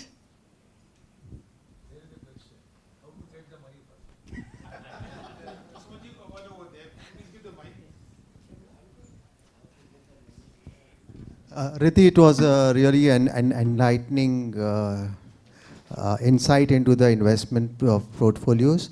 I would like to understand, there is something like, you mentioned about cryptos. So now I think there's a new asset class coming up, like a tokenization, which is acceptable in India also. So, Ms., what are your views on it? So the thing is that, yes, it is getting more and more accepted in India. We are seeing tokenization, happening across industries. But the thing is that, pertaining to this overall, like I'm talking about crypto or digital assets as a space, I feel like an investor has to know it first thoroughly, understand the risk behind it before just jumping into it. So we actually have a US firm as well. Like, we've set up an office in the US where we are offering crypto investments directly to our clients. But you have to be extremely, extremely careful about, before getting into it. You have to have knowledge. You have to be able to bear that volatility before getting in. I mean, we had clients who got in and who saw their wealth crash by 80% in a few months. So while, yes, there is a lot of scope and tokenization is going to, I personally believe in it. I believe in the blockchain. I believe in the entire platform. But I think it's going to take some time for us to really see it evolve over the next few years before we can take allocation to it. Yeah. Hi. You see, a lot of us are in business, and we have, this is a very enlightening thing, it gives new ideas. So we have lots of land which is with our businesses, in our factories, Right. etc. When you talk about a portfolio, would you consider lands in factory or lands or other kind of properties that you have, offices, commercial, etc., as part of the land portfolio, or would you consider land other than these? Second, would you consider something like a REIT, a real estate portfolio, or would you consider it more like a debt portfolio? Okay, good question. Okay, the first question being land, whether it's personal land or business land in terms of factory or a commercial space. Typically, when you are doing an asset allocation for yourself or your family, you should only look at assets which are in your personal name. So one thing that we've seen across our business owner clients is most of their wealth is within their business. And it's very difficult to kind of diversify and pay yourself a salary and pay taxes again and build, assets in your personal name. But that's extremely, extremely important, because till the assets are in your business, they're in your business. They're not, they're not to be considered, considered in your personal net worth. So I would say that no, you should not include your factory land as part of your personal asset allocation. If there is any land or commercial property even that is in your name and not in your business name, your personal name, then yes, it should be part of your personal allocation. But having said that, as business owners, we must look at transferring wealth to our personal name and to the next generation, from a very early age. And we are seeing that change in the next generation come in. As we are dealing with the second generation of our business owner families, we're seeing them starting off doing that at a very, very early age, and that's extremely beneficial. And the second question, which is REITs, I think it would be kind of fair to consider it as a real estate allocation. Yeah, because it is investing in commercial spaces and in real estate companies. So I think it would be considered as a real estate allocation.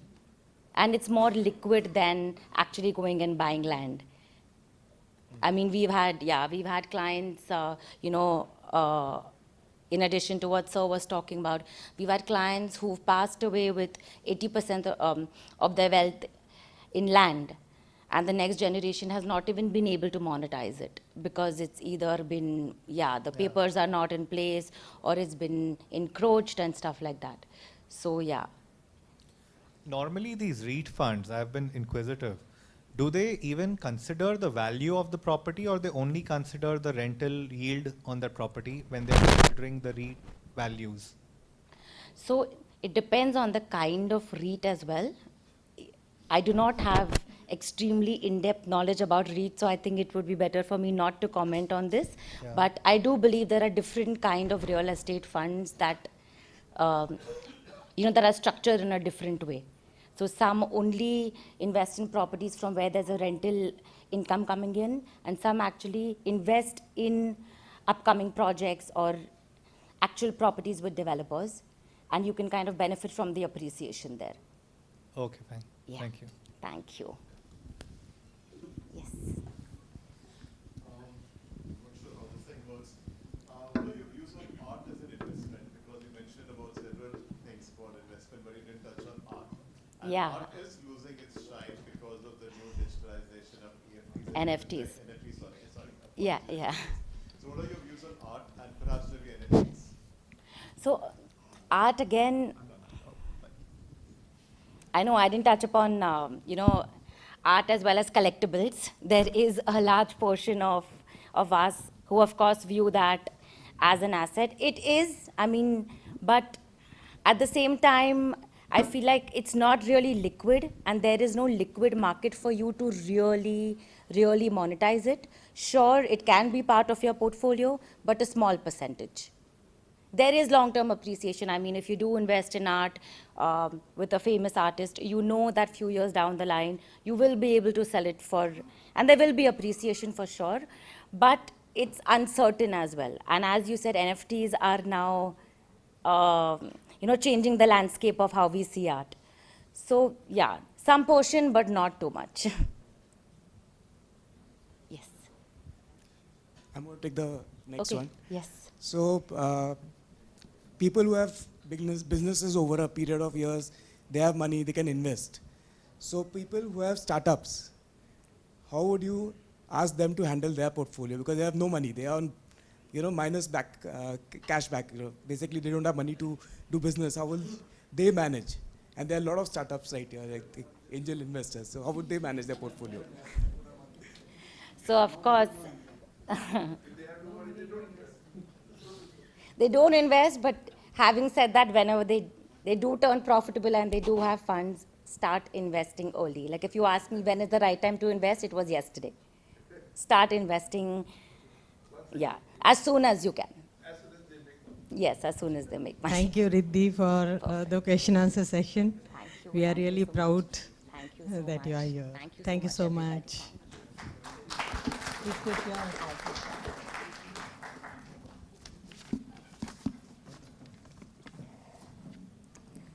Now I would like to call upon Mr. Dheeraj Gupta ji. He is the founder and MD of India's largest Indian burger chain, the Jumbo King. I would want Suraj Saraugi ji to come on the stage and introduce him. Mr. Saraugi.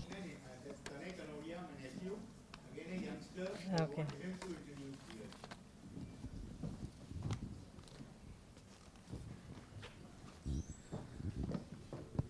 So Mr. Dheeraj Gupta has pioneered his establishment of Indian QSRs as the category of first restaurant in the QSR in India.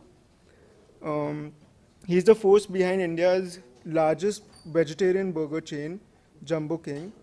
The growth trajectory of Jumbo King stands as a testimony of Mr. Gupta's beliefs, and also the large-scale acceptance of franchisees in India Uh, he's also a clockwork crusader.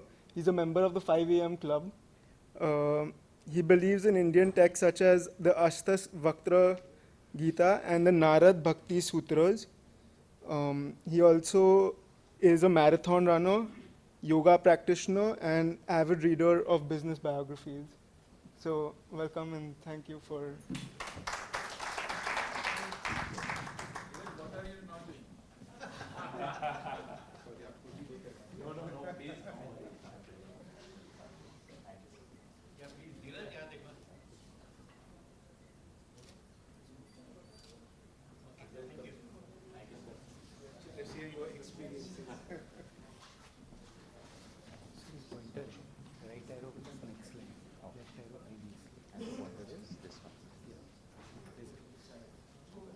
Okay, thank you so much. I think that was a very nice introduction. It got sent by my team, तो उन्होंने काफ़ी अच्छा काम किया है. So, जो आपने question पूछा, what am I not doing? So, I had met one uncle, friend's father, काफ़ी साल पहले, and I used to be fascinated by people जो सुबह जल्दी उठते हैं. And मुझसे नहीं हो पा रहा था. I would get up at 7, 8 and all of that. But then one day, I just decided 5 a.m. club join करना है. रॉबिन शर्मा की बुक थी, and I just took it up.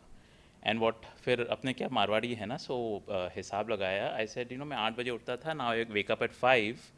That's 3 hours a day into 365 days. I actually added 1 full month into my life every year. So it was a huge motivation. And then what happens is the day expands.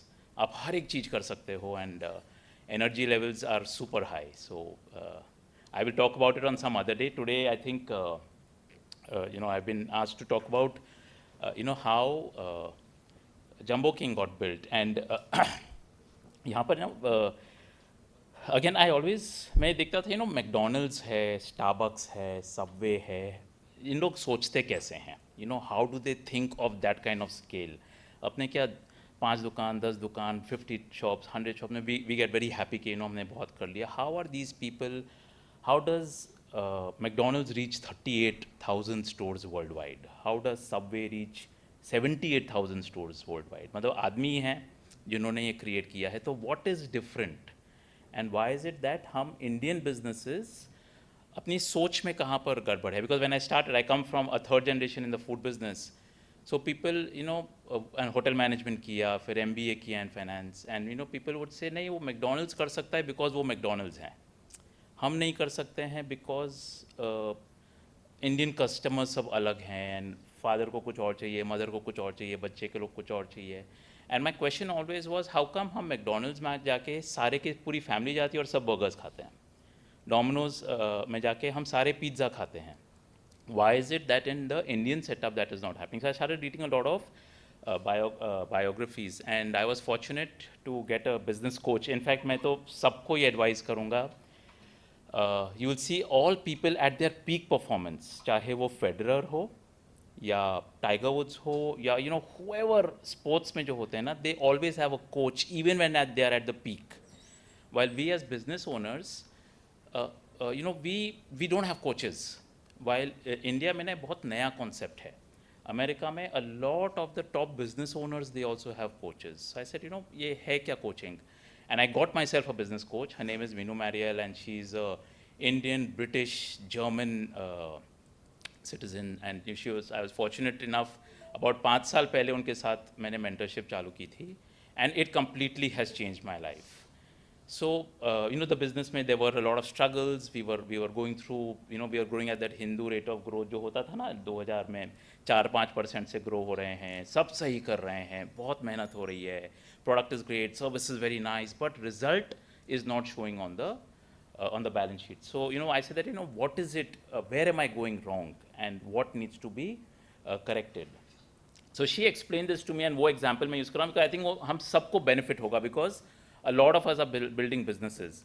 And what excites me, and which should excite a lot of the younger generation or the older generation also, is कि बड़ा business कैसे create होता है? What is it? उन लोग कुछ अलग खाते हैं या कुछ अलग you know college में जाते हैं. What is it that makes these people tick the way they do?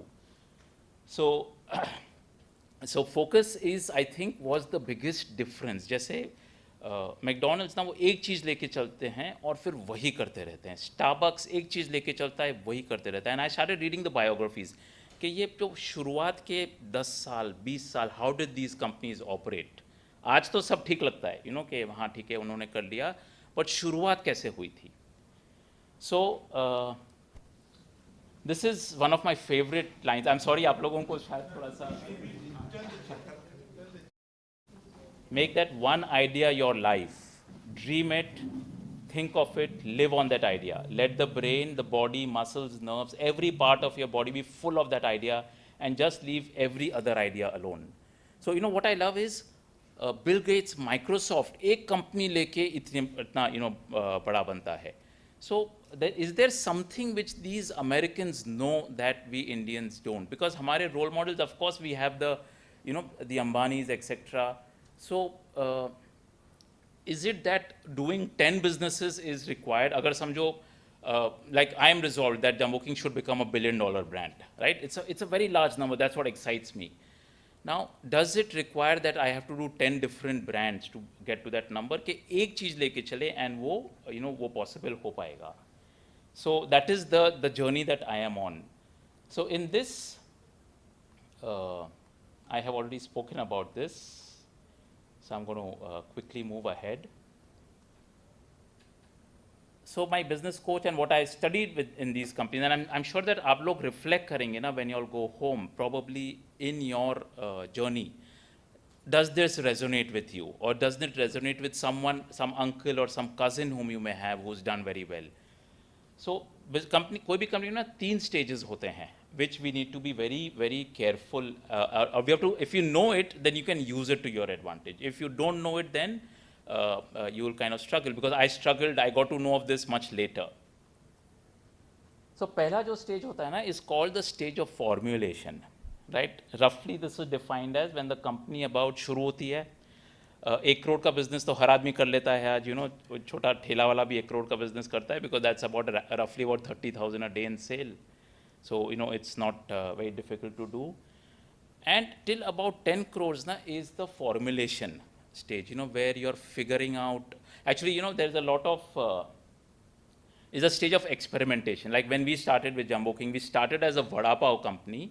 Now we have pivoted to we call ourselves the Indian burgers. There's a stage of experimentation. So every business has 6 functions. There's marketing, product training, then projects. I'm talking of the food business. Then there is finance, there is projects as a function, and there is supply chain. So ये सारे के सारे functions ना I was doing, and all entrepreneurs do on their own, because you are bootstrapped typically at this time. You can't hire the really good people because they're super expensive. आपका business उतना cash ही नहीं throw up कर रहा है. Funding is you're bootstrapping. The downfalls, what I've called the pitfalls over here, is that there are financial constraints. You want to go faster, but capital is what is stopping you. And here the focus on Me Too products. So यहाँ पर ना I went through this journey where I felt नहीं यार बड़ा business करना है ना, शायद ये अमेरिका में हो पाता होगा कि एक ही चीज़ को लेके चलो and इतने बड़े बन जाओ. इंडिया में आपको एक और ब्रांड ऐड कर लेना चाहिए, because everybody around me seemed to be doing that. थोड़ा success मिला, because 10 crores is typically the point where the media starts writing about you, right? Jumbo King got the first media story when we were around this 10 crore mark. So you start feeling that, boss, I have to arrive in life. Paper में article आ गया, mummy को phone आ रहे हैं relatives से, कि आपका बेटा तो बहुत अच्छा कर रहा है. So, there is a lot of recognition which you're getting in your society. And you feel super smart, and you start getting into, how do I go faster? Because I have seen early success or seen some success. ये जो second stage है is the stage of concentration, which has been defined as the journey from 10 crores to 100 crores in the business. And this, believe me, is the most difficult part that any entrepreneur or any business really goes through. Because यहाँ पर आपको success मिल गई है, you feel that you already feel like you're the next Mukesh Ambani, right? And media is also saying it, and a lot of investors are chasing you कि sir पैसे ले लो, आप फटाफट से grow कर जाओ, because आप तो next Zomato, Swiggy बनने वाले हो, so you have to move faster. Don't be slow. I heard this the most. Don't be slow, कोई और कर लेगा. Right? So you have to move fast because idea is no one's जागीर. अभी तो सबको पता है कि this is working.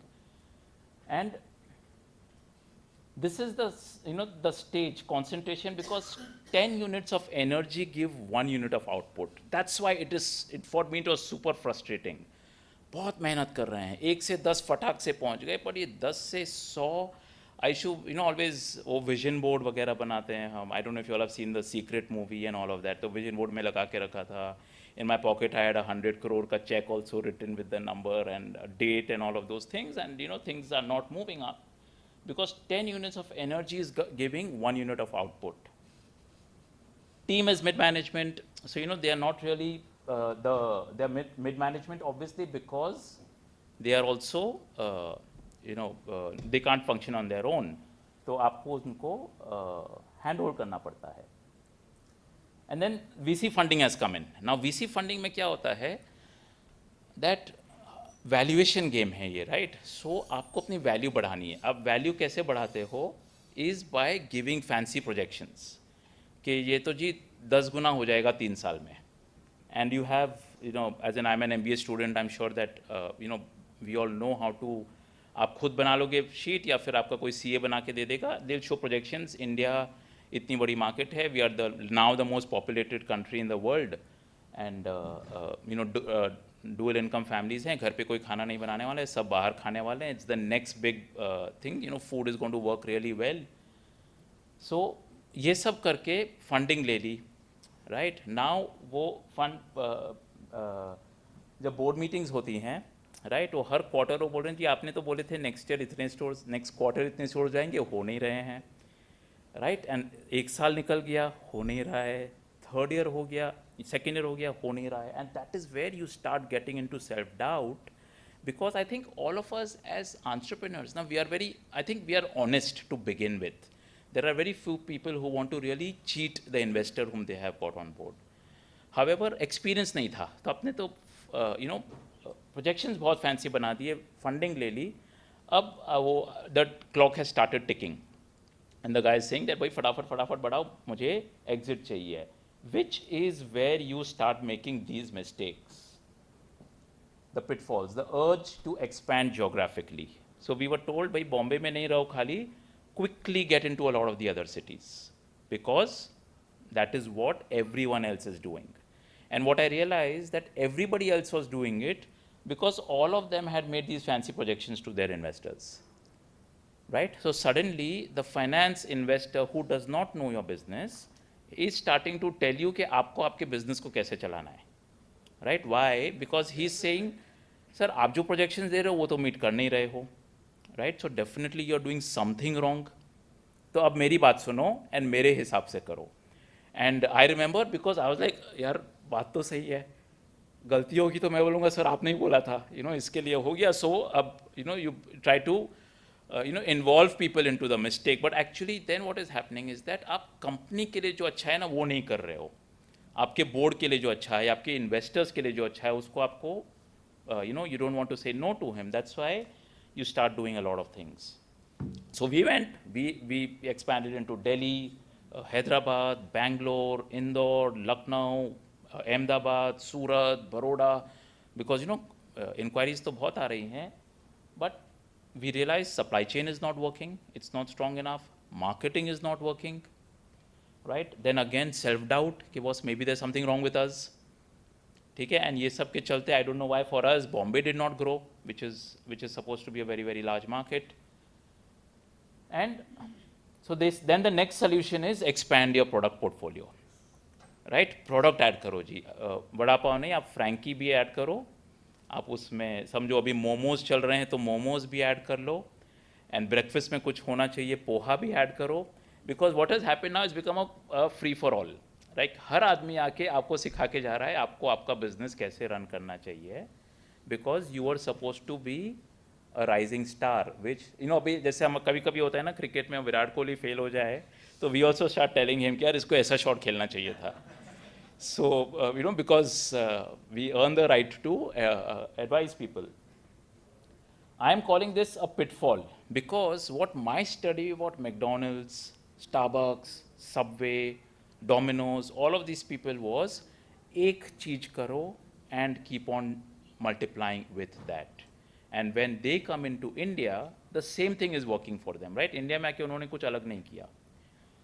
But they already had a proven system in place. So that is why this is called the concentration stage. This is the real, वो जो बनवास हुआ था ना राम जी को, kind of, that is what the entrepreneur actually goes through over here. And it is tough. The gentleman who spoke before me about Dr. Vaidya, so he did not have to go through this. So, I was really amazed by his journey. But I think in our space, QSR space, retail business, traditional businesses, this is what I saw across happening with most of the people. So once, if you have avoided these two mistakes, by the way, it's very difficult to avoid them because pressure बहुत होता है, and मैंने ये दोनों mistakes की, गलती करके सीखा, and उसके बाद में, I had to override my board and say that, boss, no, it is not working. So at one point, they also gave up. They said कि भाई कुछ नहीं होने वाला है because no idea is working. तो भाई आप चलाओ जैसे आपको company चलानी है, and let us see what happens. So anyway, we shut down everything outside of Mumbai, and we said, let us come back to Mumbai and let us get this corrected. So this is where, this is the third stage, which is the momentum stage. As per my coach, Meenuji, why this is called momentum is because here is where 1 unit of energy starts giving you 10 units of output.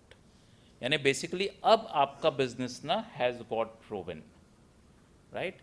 Now आप इसको like a Xerox machine, quickly you can keep on, kind of growing it, printing out more and more stores in a way. This is where you now are able to afford a senior management team. You have got good people in place, who are able to manage the complexity of the business as you scale up. Access to PE funding बहुत easily हो जाती है. I think this is the place where you should really be raising the money.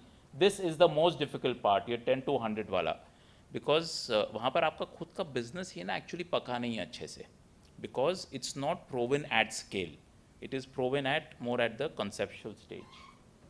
And then if you don't get patient capital at this stage, it can get really, मतलब investors, of course, they are investors, they are all also well-meaning people, but they can make you do some really tough things.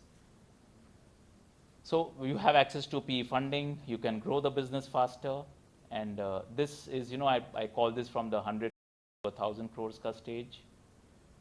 इधर भी pitfalls हैं, mistakes to avoid is shift of focus from building the business to chasing valuations, right? Because अभी 3x, 4x of valuation तो मिलना ही चाहिए because Domino's को मिल रहा है, right? So you're suddenly starting to chase valuations.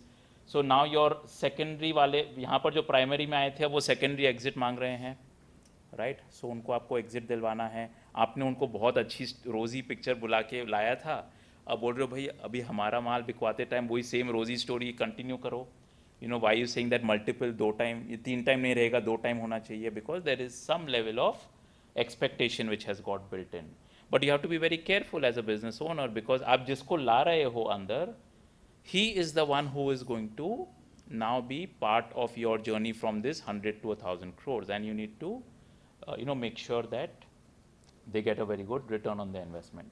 So ये जो shift of focus from building the business, I've seen a lot of businesses where the entrepreneur gets in a good team in place, and then he thinks भाई मैंने मेहनत कर ली बहुत, 10 साल 15 साल, अब मैं थोड़ा सा I should go a little relaxed, let the team do what they are supposed to do, and they take their eye off the ball, losing the finger on the pulse, right? Where typically a CEO comes in and he's running the company.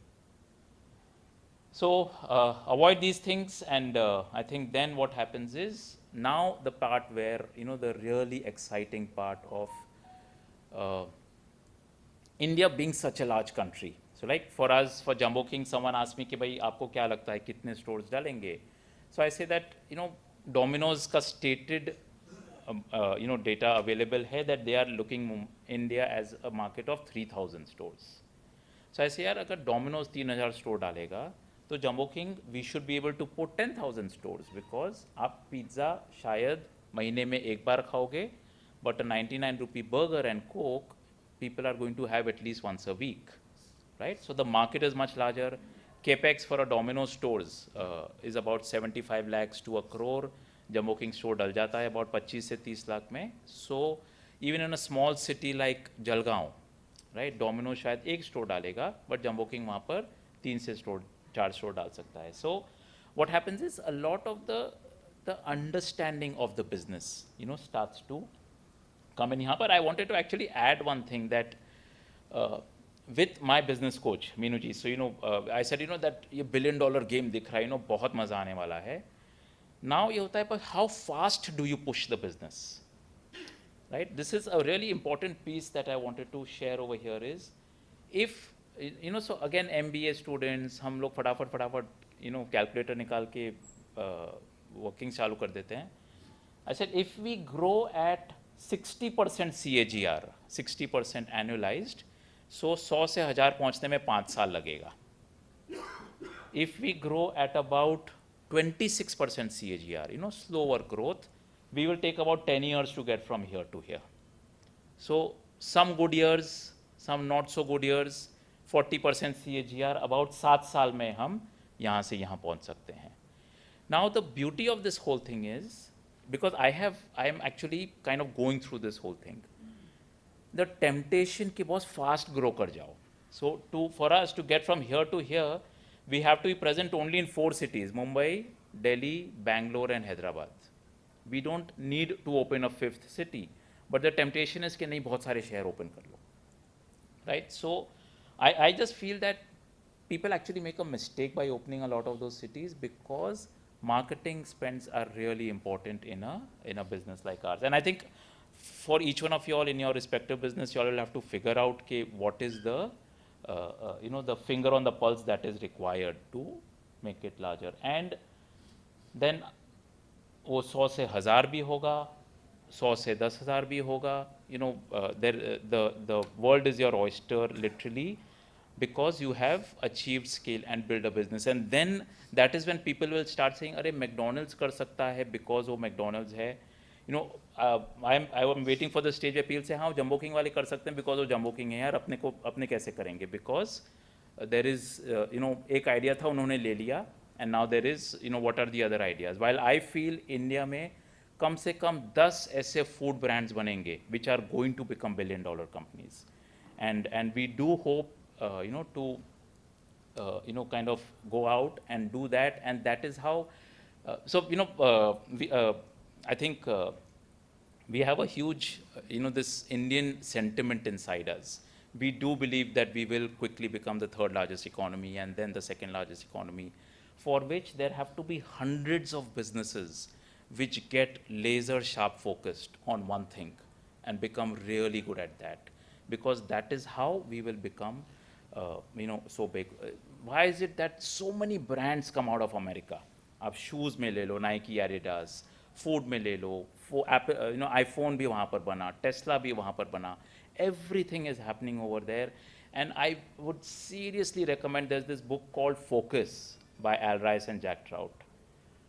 Go buy this book and read it for your business. Get your next generation to read it, and I would be very happy to have discussions with anyone who has, who may have questions over there, because I think that is where the real future of massive wealth creation is going to lie, where our business grow भी करते हैं और वो business पैसे भी कमाता है, because it has been grown sensibly. So with that, I come to the end of this presentation. I hope I have added value. Thank you so much.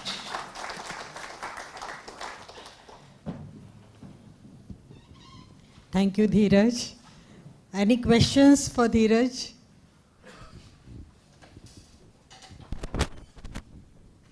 How are you? Good, thank you. So, I would continue to address with Bhaiya. We have been in touch for a long time now. And I've seen your journey right from early stage.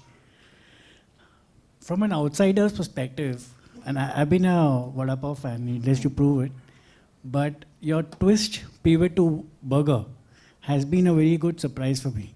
What motivated you to do that? Okay, I think that's a wonderful question. What we realized is that vada pav ना ये मेरे एक friend ने आके मुझे बोला था, he gave me this example जब ये insight मुझे आया, because मैंने 17 साल ना we were vada pav, we were fighting burgers.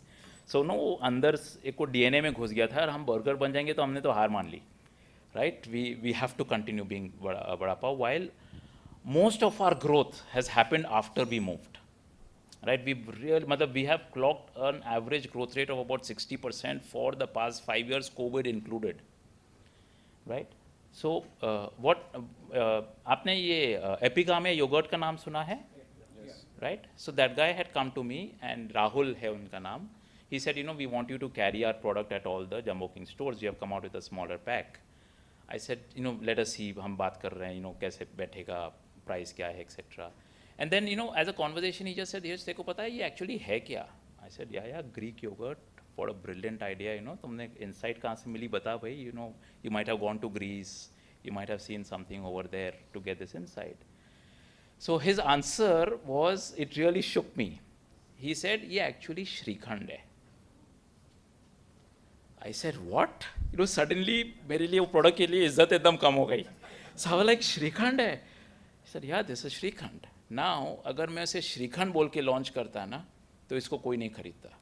I'm calling it epigamia yogurt, right? Greek yogurt, and see how people are buying it, and you'll see all these people into fitness and models and all of those. Up now break में भी वो purse में से एक epigamia yogurt निकाल के they have, and they say, "I'm going to eat only this today." So it becomes such a cool thing to do, and we realize that the younger generation, they need aspirations. Right, so vada pav as a name had a problem. It was, आप सारे paper में भी हम read करते थे ना, ये सब के सारे लोगों के ना गरीबी का साथी था. जब मैं बॉम्बे आया था, मेरे पास पैसे नहीं थे, मैं वड़ा पाव खाता था. Right, मैं जब बॉम्बे आया, symbolic. So it kind of, the association with that was not very, very aspirational. So we said that great, anyway, people say Jumbo King vada pav तो है ही नहीं. They give a round bread and a flat patty, mayonnaise डालते हैं. So ये तो actually burger है. So that's when we pivoted to calling it Indian burgers. And we actually suddenly, we've gone to Delhi now. We have 17 stores over there. We are doing extremely well. वहाँ पर किसी को burger नहीं समझाना पड़ रहा है. वड़ा पाव ना उनको समझाना पड़ता कि भाई हम क्यों खाएं, क्योंकि उनके chole kulche is what they eat. In Hyderabad, we are now at 6 stores, doing touch wood extremely well. वहाँ पर उनको समझाना नहीं पड़ रहा है कि वड़ा पाव क्या है. I have a lot of family in Hyderabad. जब बॉम्बे आते थे ना, अरे वड़ा पाव खाना है, वड़ा पाव खाना है. आज से 10 साल पहले when we had gone to Hyderabad, we opened stores there, कोई नहीं आया. So like, अरे we got vada pav for you, what happened? He said, नहीं हम तो यहाँ इडली खाते हैं. So that was their local food. So either you have to have hundreds of crores of money which you're going to invest into advertising, or if you're bootstrapping and growing it, then you have to go with what is working. I hope that answers your question. Yeah, sure. Thanks. Yeah. हाँ जी. Hi, I'm Divya Saraslewala. I really liked the story that you mentioned. It's really beautiful. I have followed you initially when you were, I think you all had hit 100 crores a while back. 100 stores. 100 stores a while back. Yeah. And then I realized that suddenly मैं वापस आया India after some years and पढ़ाई करके सब हुआ, and I was like, कहाँ गया? Correct. Yeah, so it was very amazing to see you guys back at the airport about a year and a half ago when I saw that, and it was a totally different thing. It was quite good.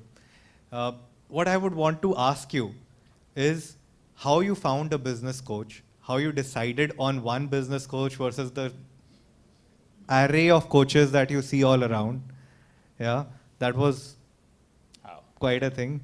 And I would like to know, does the product or the focus that you say have to be product, or it could be logistics for your business, or it could be the way, when you say focus, is it the trick or is it the product? So you've asked me a lot of questions. I'm going to quickly try and answer them. So business, it's like the business coach part. I think when they say, when the student is ready, the teacher appears, right? So I, as an entrepreneur, I had been like, मुझे तो सब आता है, right? Because newspaper वाले पूछ रहे हैं, sir बहुत बढ़िया ब्रांड बनाया, आर्टिकल लिखिए, ये कीजिए, वो कीजिए. So you suddenly you become not coachable. It gets to your head somewhere कि यार मैं तो बहुत smart हूँ. So and a coach is going to come and tell you, because I did not like my coach at all when we began the coaching, कि you need to work, you have a money mindset problem. आपने जो 100 store, so we never read 100 stores, वो paper में था. अगर आप 6-7 साल पहले की बात करें. मुझे तो किसी कजिन ने बताया था. Sorry. So I was like, no, what do you mean by 100? So he said that you are saying जब 100 stores हो जाएंगे ना, तब हम ये करेंगे, फिर हम ये करेंगे, फिर हम ये. You're always keeping it out there, and it is a lot to do with spirituality also. And I think as business owners, you'll be amazed at how spirituality is, it was a personal thing that I did not, I was having a bad relationship with, someone in the company. And that person said, my business coach said, आपको इसको जाके ठीक करना पड़ेगा. I said that, no, वो बहुत ज़्यादा interfere नहीं करते हैं मेरे काम में. So वो अलग चीज़ है, why are we mixing the two things? He said that, no, जो आपका जो energy है ना, has to be expansive and super progressive in all aspects of life. So आपका health, your family relationships, your work relationships, your spiritual growth, right? So मतलब there are 6 aspects. Your friends and your friend circle. I said काम में इतने मत घुस जाओ कि आप friends के साथ time नहीं spend कर रहे हो.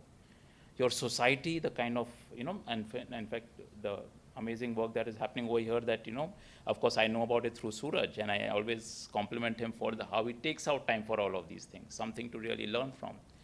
So, each of these aspects has to be working, and I went and improved that relationship, and तब से ना मेरे में हो गया that if I am having not a fantastic relationship with everyone that I'm in touch with, I go and work on it. Give us a second, there's an issue, क्या problem है, let's solve it. Sometimes what we do is we try to brush it under the carpet. कि नहीं चलो उससे बात नहीं करनी, वो अच्छा आदमी नहीं है. कि I'm not going to talk to him, या फिर आएगा तो मैं उसको देखूंगा नहीं, kind of a thing. But that remains in your field. So a business coach, my business coach is more of, she says, इतने शर्मा के हिचकिचा के क्यों बोलते हो $1 billion कंपनी बनानी है? Be proud of it. तुमको शर्म आ रही है या खुद पे कॉन्फिडेंस नहीं है कि हो पाएगा तो बोलना नहीं चाह रहे हो, right? Do it and do it the right way. Create massive wealth for everyone around you, for all your team, for all your stakeholders, for all your franchisees, for all your suppliers. You are doing a fantastic job. Entrepreneurs are needed, and be an example for hundreds of other people. So I hope I've what was the second question? The second question was the focus when you say product versus logistics versus trick versus idea. What would you? So, I think that's a fantastic question. I might not be able to answer it fully over here because मुझे आपका business kind of समझना पड़ेगा. I thought our business was vada pav. We were very product focused, right?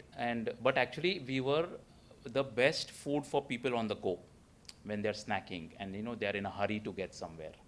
चाहे हम वड़ा पाव बेच रहे होते या भी burger sell कर रहे हैं या so burger is the fastest food to assemble, right? It takes about 2.5 minutes to get made. People can use it, eat it. They don't need fork, cutlery, and all of those things.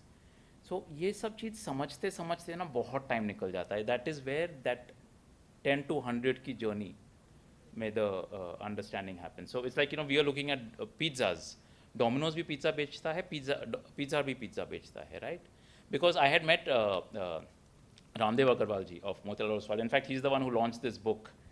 So his first reaction was like, धीरज एक burger brand बना के क्या करोगे? और ये तो already McDonald's है, Burger King है, तुमको तो कोई पूछेगा ही नहीं.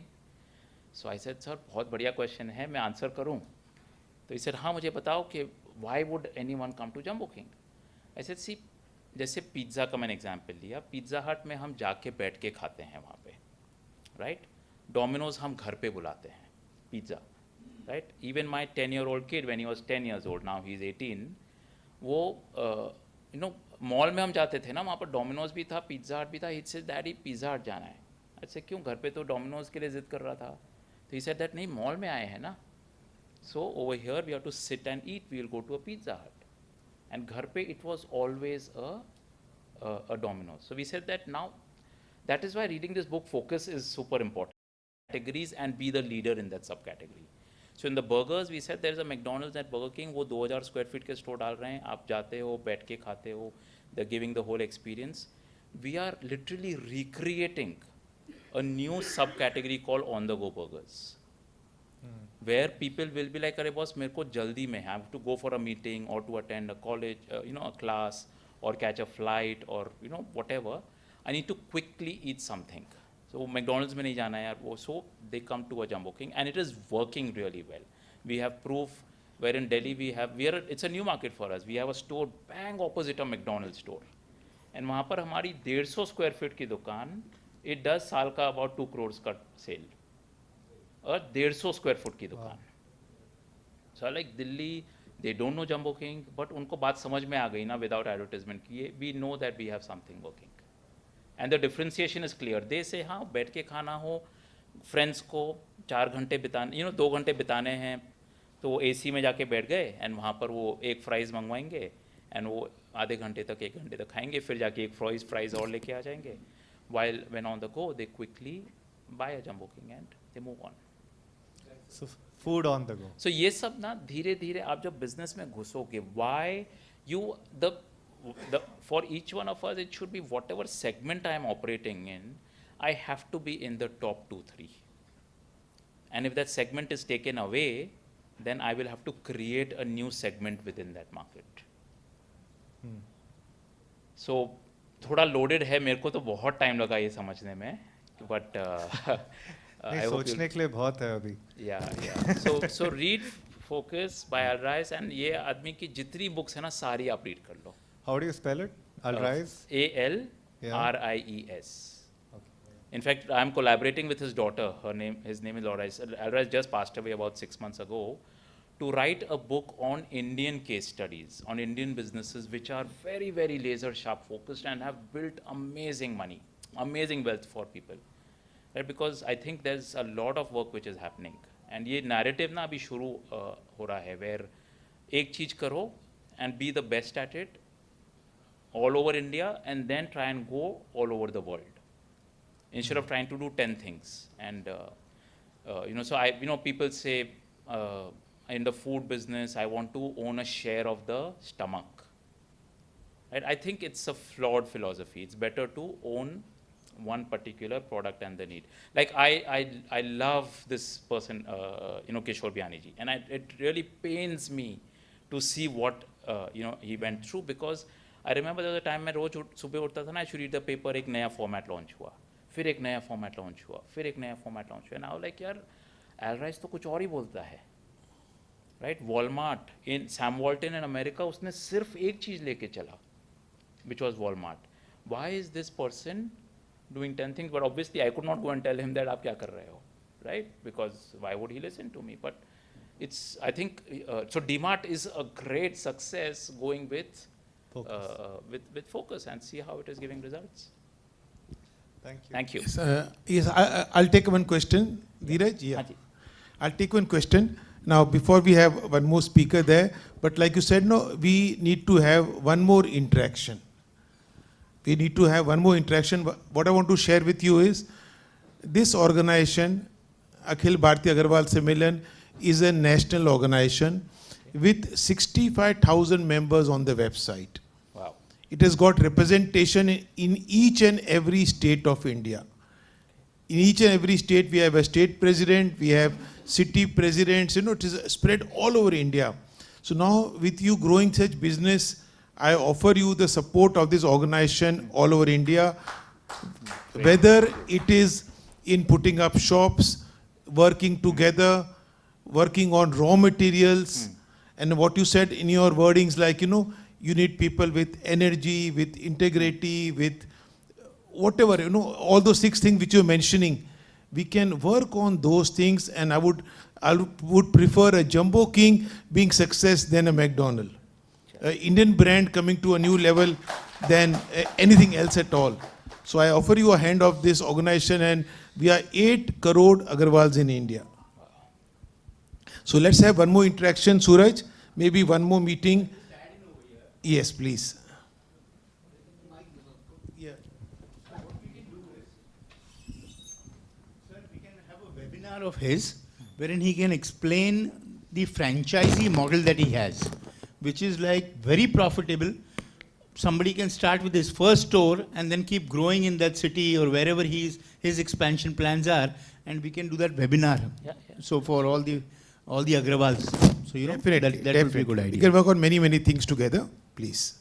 Absolutely, sir. There are two things. एक तो हमारे business को कैसे बढ़ा सकते हैं, and this is my CSR activity. To go out and share कि if at least one business sitting out here will today go and read that book and say बस बात समझ में आ गई, and grow 10x in the next 5 years, just by actually, they say instead of going a mile wide and an inch deep, it is better to go an inch wide and a mile deep, because सारा खजाना वहाँ है. ठीक है? Yes. Yeah, hi Dheeraj ji. Thank you for such a thorough presentation. Thank you. I have 2 questions actually. So the first one is that I'd like to know a bit more from you about how you go about transforming an existing product into an aspirational product. Like you mentioned that from Vada Pav you went to burgers. So besides rebranding, what else did you have to do to create that aspiration in people's mind? Like to change people's perception, that is a very difficult task. So how did you go about it? And the second And question? the second one, so this is about what you just said, an inch wide and a mile deep.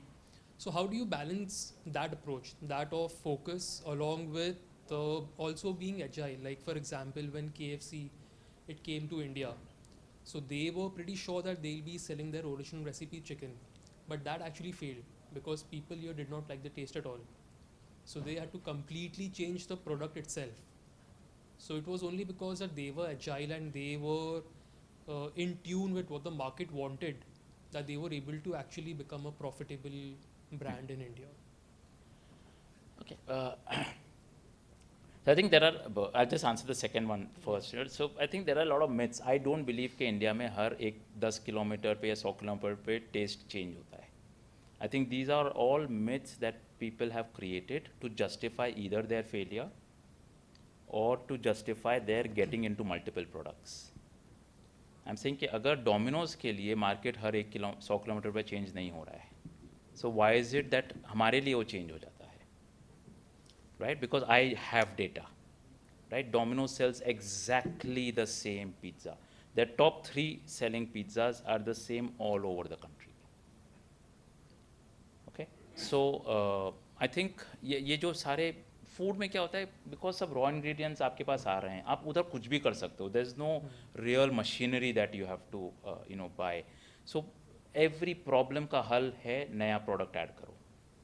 Her problem का हल है नया कोई fat चालू हुआ है उसमें घुस जाओ.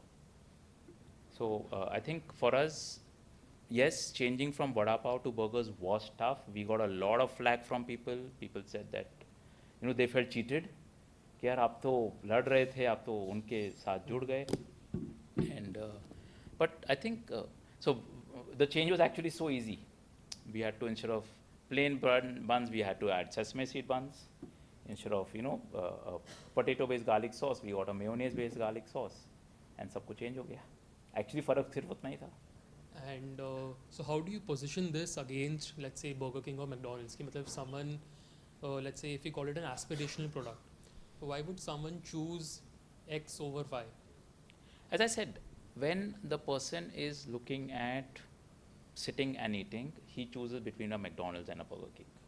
We are creating an entirely new category called on-the-go burgers. यानी जम्बो किंग तो 200 स्क्वायर फीट के स्टोर ना हर नुक्कड़ कॉर्नर पे आपको हर जगह मिलेगा. McDonald's, you'll have to go to the store. A Jumbo King will come to you. It's the convenience part, which is what we are really playing with. And we make it so convenient, the person says कि बस grab and go, McDonald's कौन जाएगा? And like at Andheri station, we have a store right opposite McDonald's. We were really scared. And हमें ज़्यादा डर कब लगा? At Andheri station, I don't know if any of you all have gone there in the west, road है about I think 30 feet का road है, 30 या 40 feet का होगा. वहाँ पर they put up another store. I'm like boss, अब एक तो संभाल लिया, अब ये दूसरे को कैसे झेलेंगे? That was how large the market was. Today in Bombay, that store of ours, only 200 square feet, is the third highest selling store in Mumbai city. Right, so we are like, and we do a lot of research. We ask our customers ke, we did this at Andheri metro station, Jammu King ke bilkul lag ke na there is a Burger King. So we told our marketing team कि यार हमारे 1000 customers से बात करो after they've eaten कि sir इधर Burger King था आप यहाँ क्यों आए? You know, why didn't you go there? Why did you come to Jammu King? And only record their answer, right? अपना interpretation मत लाना. And वैसे ही फिर हमने जाके 1000 Burger King के customers से बात की. You know, we made them pose as college students जो interview कर रहे हैं कि भाई आप Jammu King क्यों गए? आप मतलब Jammu King क्यों नहीं गए? आप Burger King क्यों आए? And the results were amazing. They said vegetarian burgers खाना है तो Jammu King की variety is much better. जिस दिन non-veg खाना होता है ना उस दिन हम Burger King जाते हैं. Service wise, Jammu King is much faster. So what happens is Burger King is not used to a 200 square feet store. Their team does not know how to run it that way. Their area general managers होते हैं, they have come and spoken with me that sir we are trying to get this 2.5 minutes time हमसे हो नहीं पा रहा है because our menu is more suited for a larger operation. I was sitting with the country head we were on the same flight and he turned out to be the country head for McDonald's. So I was just asking him कि sir आप ये 200 square feet के store क्यों नहीं डाल रहे हो? तो he said that नहीं वो हमारा format है ही नहीं. We don't know how to operate that. We put up 2000 square feet stores because that is it's like, you know, Mercedes suddenly deciding कि यार मैं ना छोटी गाड़ी डालता हूँ. Right, भाई Mercedes छोटी गाड़ी नहीं हो सकती है.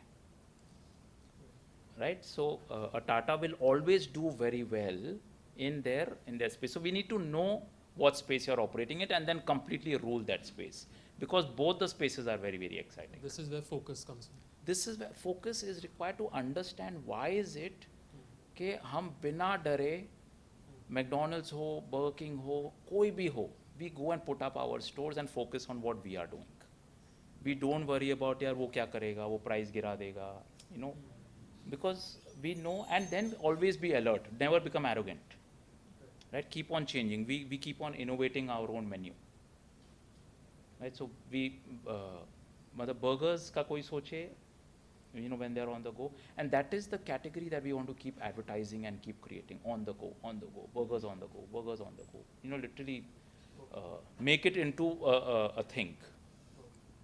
And it's huge, but I'm saying, so if my fantasy is कि आप billion बनाएंगे, I'm not talking about valuations, मैं तो business की बात कर रहा हूँ, turnover की बात कर रहा हूँ. I'm like boss मुझे तो ये सामने दिख रहा है. We are focusing on metro stations and so I said that यार metro stations में we have a very good connect, मतलब अच्छे से चल रहा है, दिल्ली भी, बैंगलोर भी, as in हैदराबाद भी. So हमने थोड़ा सा research किया and then we found out that over the next 5 to 7 years, India में 2300 metro stations खुल रहे हैं in different cities. So like boss, there you are. ये रहा आपका 2000 नहीं तो 1000 स्टोर का फुटप्रिंट तो सामने, हमको सिर्फ बैठ के वेट करना है मोदी जी कब जाके उद्घाटन करें अलग अलग जगह and we just go over. It's like हर मॉल जो खुलता है वहाँ पर मैकडोनल्ड्स होता ही है, हर मेट्रो स्टेशन जो खुलेगा वहाँ पर जम्बो किंग जाएगा. And then become a number 1 player in that. There will be people who will come. There will be a number 2, number 3. But just absolutely rule that. Be very focused on being an on-the-go burger. We should not put up sit-down restaurants.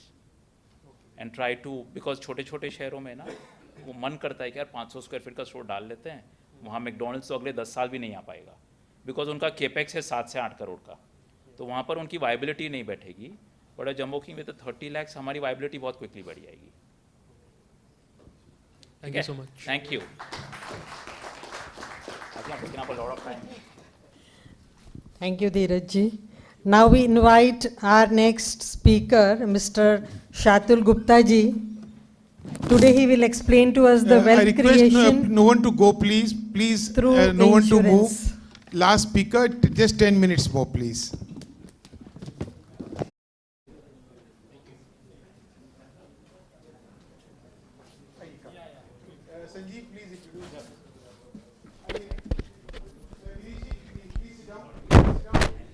So my pleasure. It is my pleasure to be introducing my friend Shatul Gupta. He will be speaking on insurance, and very much like how Apurva gave an appetizer on wills, he will be speaking about general insurance. इनका background में he's been with corporate till the year 2000, and for the last 20 years उन्होंने अपना profession and अपना खुद का ही practice कर लिया है. I've been to his office. He does it very, very well, very, very professionally. So I give to you Shatul Gupta. Thank you. So I'm just going to be very clear on what I'm going to talk. So first things first, as the topic was creating wealth through insurance, I don't create wealth. People like Anil and Dheeraj, they create wealth. आप लोग अपना wealth create करते हो. Business में wealth create करोगे, that's what is wealth. Wealth is not by insurance. So if somebody sold you insurance, कि sir जी insurance खरीद लो और wealth बन जाएगी, the first thing, don't buy insurance. So that's my first take, don't buy insurance. It should not be done, pushed to you to buy it. Okay. First thing is, that's the main thing. Now, where do I come from? I've been doing insurance for about 23 years. And why I started the business was, my brother was a frequent flyer, being in SBI Caps. He's still in SBI Caps as the group head of SBI. And I come from a family background of steel trading and various other industries. And तो क्या था कि भाई continuously fly करते रहो और करना क्या है आगे, सिक्योरिटी क्या है, बिजनेस में क्या कर रहे हो, फायर होएगी तो क्या होगा. So all that thoughts came about and insurance was one thing that came out के चलो लेट्स डू टर्म इंश्योरेंस. तो वहाँ से शुरू हुई कहानी of insurance. And today I am a very large player on both life and non life. So what is it that you should be doing and how should insurance be really looked for each one of you all. Quick simple thing, everybody buys insurance. How many people have been sold insurance? Let's understand that. You've been sold insurance. Sold insurance. You've not bought insurance. You've not bought insurance. So what is it? How do you use insurance to create wealth? Now where I come from in telling you is, use insurance to safeguard that wealth which you, your ancestors and the ancestors have created. And make that same insurance make you use your wealth even better than where you can actually use it. Don't let it destroy. So we take a mediclaim for what? To prevent your wealth being destroyed for any medical expenses. I may be 100 crore person. I will yet go for a mediclaim and I'll ask the doctor, cashless hai ki nahi hai? That's what I'll ask the doctor. That's the first thing. So a good medical is where you come about it. So how you use insurance to safeguard wealth is exactly the point. Okay. Now how many of us have companies over here? Private limited companies, or most of us. How do you all take out money from your company? Salary? So how else can you make your money grow better with an insurance strategy? Have you ever thought of it? That is something we specialize in. Making use of insurance to make your company make you pay better ways and making it a much more efficient ways. So again, using insurance for a different strategy. Don't get sold on saying, sir, ये ले लो 6% guarantee मिल जाएगा, lifetime income बन जाएगी. Those are all, let's say, they are all mis-sellings. And that's where I stem my business on. And today where I come from is I've never sold these kind of strategies. We've always got clients who understood where we come from, in corporates, in individuals, in every industry possible. So for me, insurance is a solution. As what everybody said, use it as a focus, and what Dheeraj just said, take one thing and go with it. I use insurance as a solution and a strategy to be used, not as a product sold. So somebody says, you don't do mediclaim? I say, I do mediclaim, but do you really require it? Let's look at it backwards. What is the value? 10 lakh kafi hai. I mean, I don't think 10 lakhs is good. I think a 1 crore policy also is not good. A 5 crore also is good. So do I need just a local policy? Do I need a global policy? Do I need an international policy? That is the importance. So how does it strategize to your requirements is important to see. So somebody who's not traveled overseas, buy take a global insurance. Not required.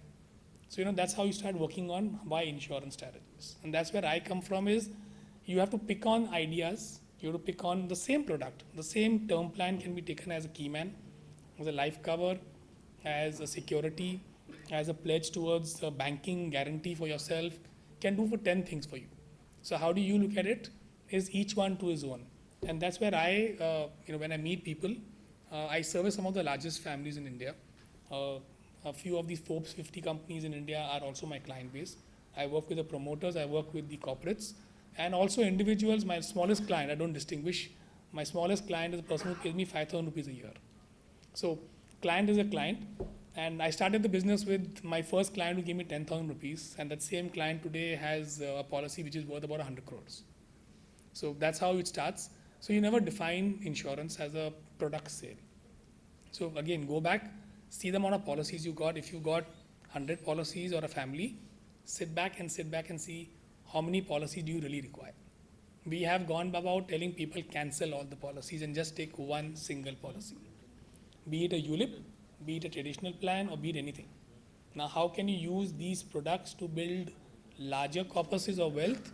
More than happy to discuss it on one-on-one, because it's not one for all. Everybody has a different requirement, and that's what I come about doing, is sitting, spending time. I mean, while I have a team, but I actually meet everybody. Yes, it's not a scalable business, but then this is something which I see myself as giving value than just selling a product. So yeah, that's it. So if you need anything on insurance, I love it as a product. It's like very passionate to me. And I love selling it to people who understand it rightly. And I'm saying I've not done a single mis-sell till now. I don't do kickbacks. If people say kickbacks, I don't do kickbacks. For me, it's not the commission. So if somebody says commission kickback milta hai, so I said, boss, ye product hai, aap kisse bhi kar lijiye, but do this and come back. That's all it is. That's the way it should be done. And if you can get no service, then come back to us and pay us service charges. That's all it is. So if somebody says, I'll give you commission to do a product, just think of it logically. You can do it online also. If everything can be done through a commission, then why go to a doctor? You need to have an advisor. And yes, please ensure you have a good advisor for all your insurances, wherever they are. It is not something a DIY, do-it-yourself strategy, because he's the only one person who will know when something happens to you. If something, everything is done on your own, then everything is on your own. Then why go to anybody? Why go to a doctor for a dentist? Why go to a heart specialist for a heart surgery? Just take a plier and pull a tooth out, you'll do your job. That's the way I believe in it. So ensure you have a good person working with you, and he is also going to work for you, not just work for the commission and not see you thereafter. That's for me. Anything else? I'm more than happy. My numbers, I can share my numbers with you. Reach out to me if you just need a guidance or some kind of help. I'm always here to help you guys. Thank you.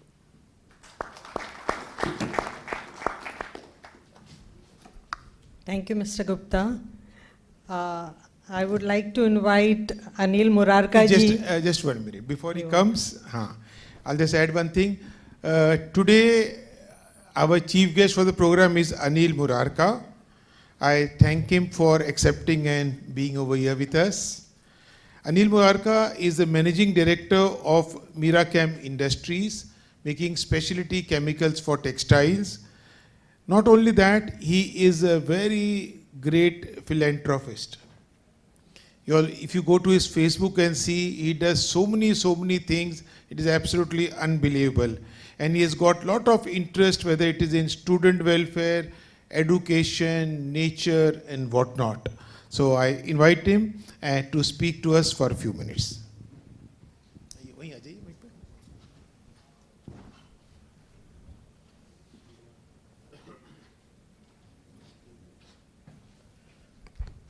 Friends, good evening to you all.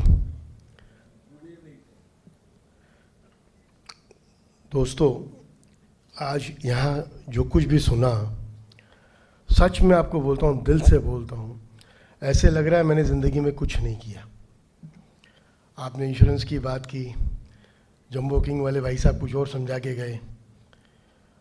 ऐसे फ़िलहाल यही लग रहा है, जाने के बाहर पता नहीं क्या सोचूंगा कि ज़िंदगी में मैंने कुछ भी नहीं किया अभी तक. राजेंद्र जी ने एक इंट्रोडक्शन दिया मेरा. Rajendra ji, I think I have got a long way to learn so many things in life. It's purely Latin and Greek. To be honest with you all, Ashok Goel is sitting right there, a friend of mine from school days.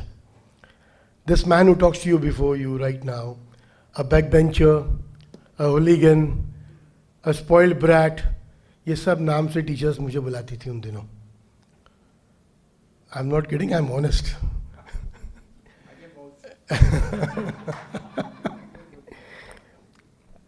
Nevertheless दोस्तों, ज़िंदगी बहुत कुछ सिखाती है हम सबको. इस नालायक ने भी बहुत कुछ सीखा और आज आपके सामने खड़ा हूँ मैं. कुछ कर गुजरने की एक तमन्ना रखता हूँ लाइफ में. And we all need to really look at it कि yes we can do something towards mankind. पैसा हम सब कमाते हैं, पैसा बिल्कुल ज़रूरी है दोस्तों, लेकिन हम कितना सोचते हैं इस वतन के लिए कि जिसने हमें सब कुछ दिया, हमने उस वतन के लिए क्या किया. सी, रोटरी अपना काम कर रहा है, अलायंस अपना काम कर रहा है, जायंट्स अपना काम कर रहा है. ये 140 करोड़ की आबादी.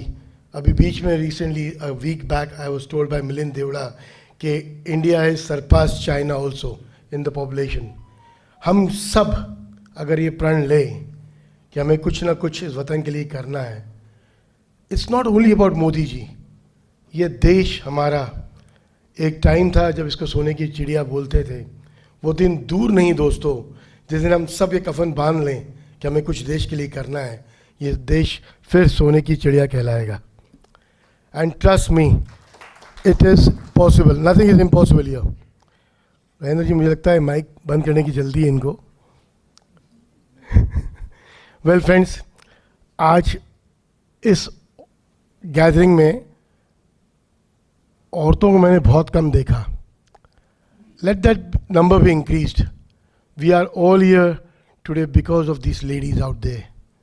उन्होंने हमें जन्म दिया, हमें पाला, हमें बड़ा किया, हमसे शादी की. सब कुछ इन औरतों की देन है. मैं नमन करता हूँ उन औरतों को जिन्होंने हमको सबको झेला है. Let's have these in large numbers next time. Thank you so much for having me here. Thanks once again. Thank you, Anil ji. I'll just take 2 minutes to speak to everybody. जैसा आप देख रहे हो कि under this organisation Akhil Bharatiya Agarwal सम्मेलन हम कई चीज़ करना चाहते हैं. मैं हमारे बीच में महेश बंसीधर जी है. महेश जी एक बार खड़े हो गए.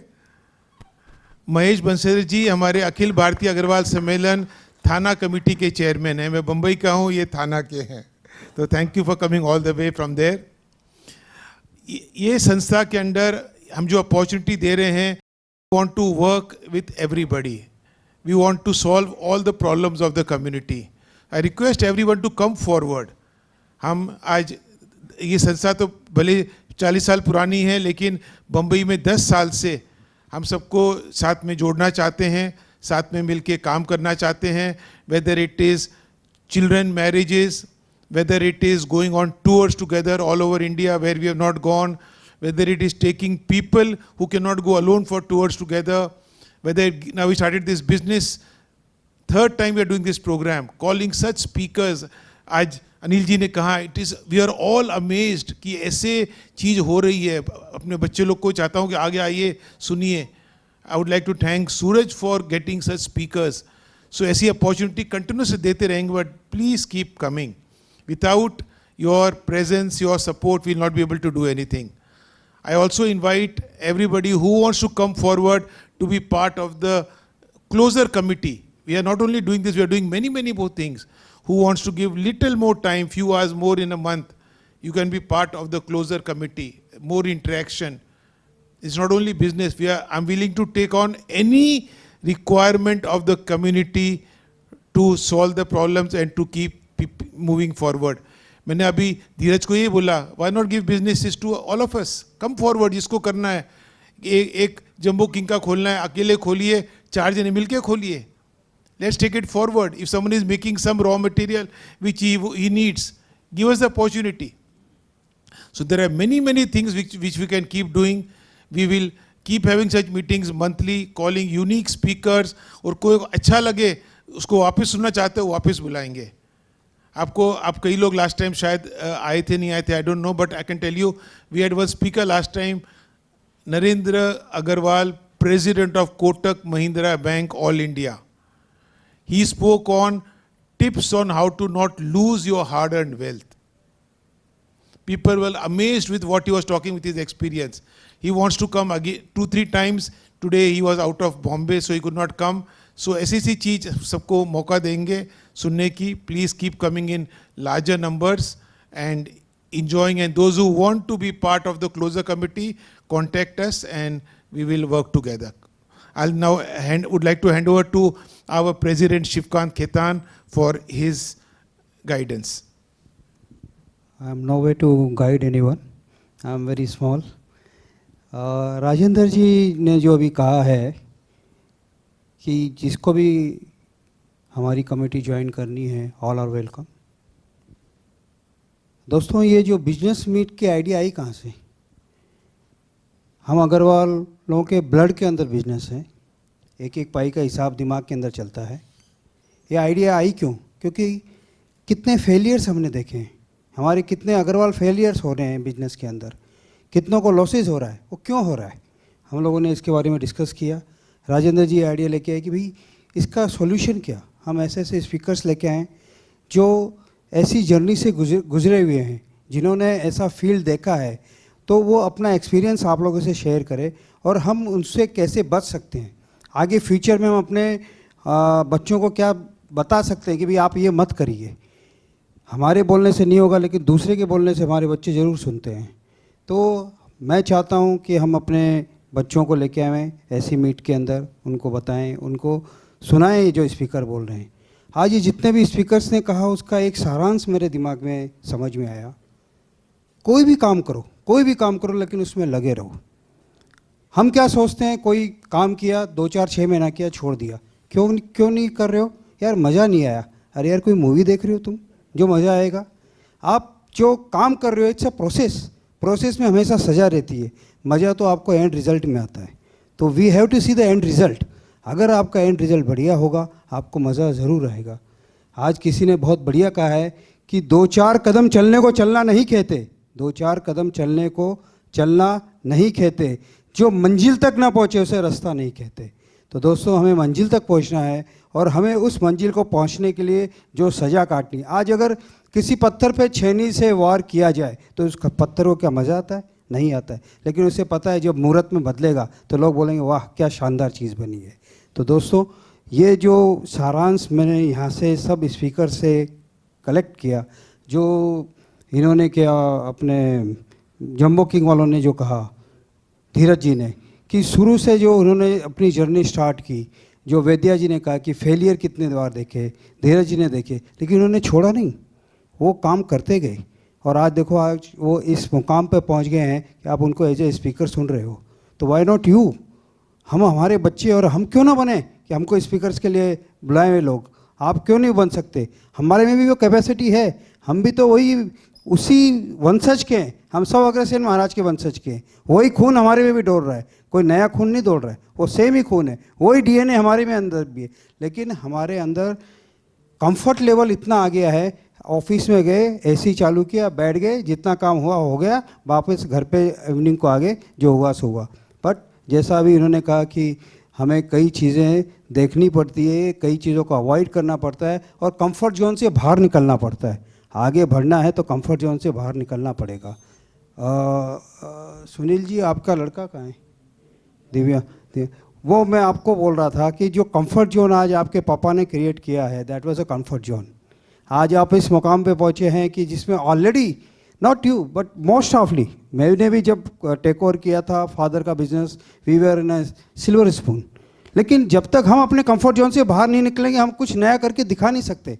आज आपके फादर से बात हो रही है, बोले मेरे तो ये जो चालू बिजनेस इसे बंद करना है. अरे बोले यार, इतना करोड़ों अरबों रुपया कमा रहे. बोला नहीं, मुझे इसे 10 टाइम ज़्यादा कमाना है. जो सेम मुझे वो बात सेम पिच पे लगी जो अभी उन्होंने कहा धीरज जी ने, कि भाई अगर आप को कोई बिजनेस कर रहे हो, आप 2%, 4%, 10% कमा रहे हो, लेकिन आप 50% कमा सकते हो.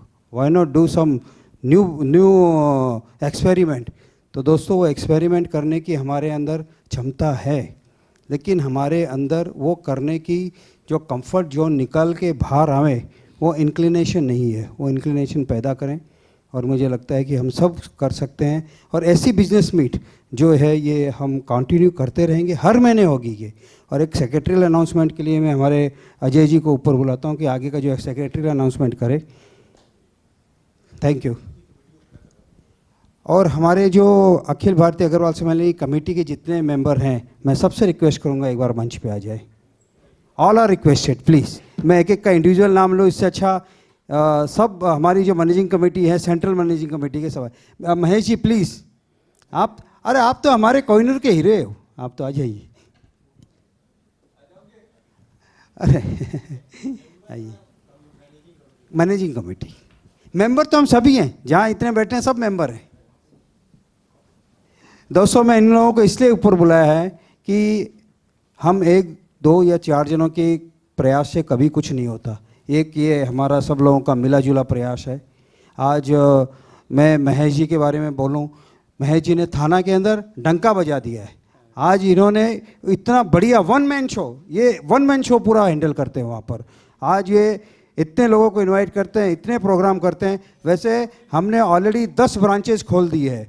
अभी हमने वहाँ पर मलाड के अंदर कर ली, आइए मलाड में हमने अभी रिसेंटली चालू की है, न्यू बॉम्बे में है, खारगर में है, हमारी ब्रांचेस जूहू में है। हर जगह प्रेजेंस मिलेगा आपको। और वहाँ के जो आपके, अगर आप उस बिजनेस मीट हम कर ही रहे हैं, एंटरटेनमेंट प्रोग्राम्स हम अपने मेंबर्स के लिए करते हैं, tours national and international program करते हैं, मेडिकल असिस्टेंस है, एजुकेशन असिस्टेंस है, वुमेन एम्पावरमेंट है, सोशल वेलफेयर है एंड यूथ एक्टिविटीज़।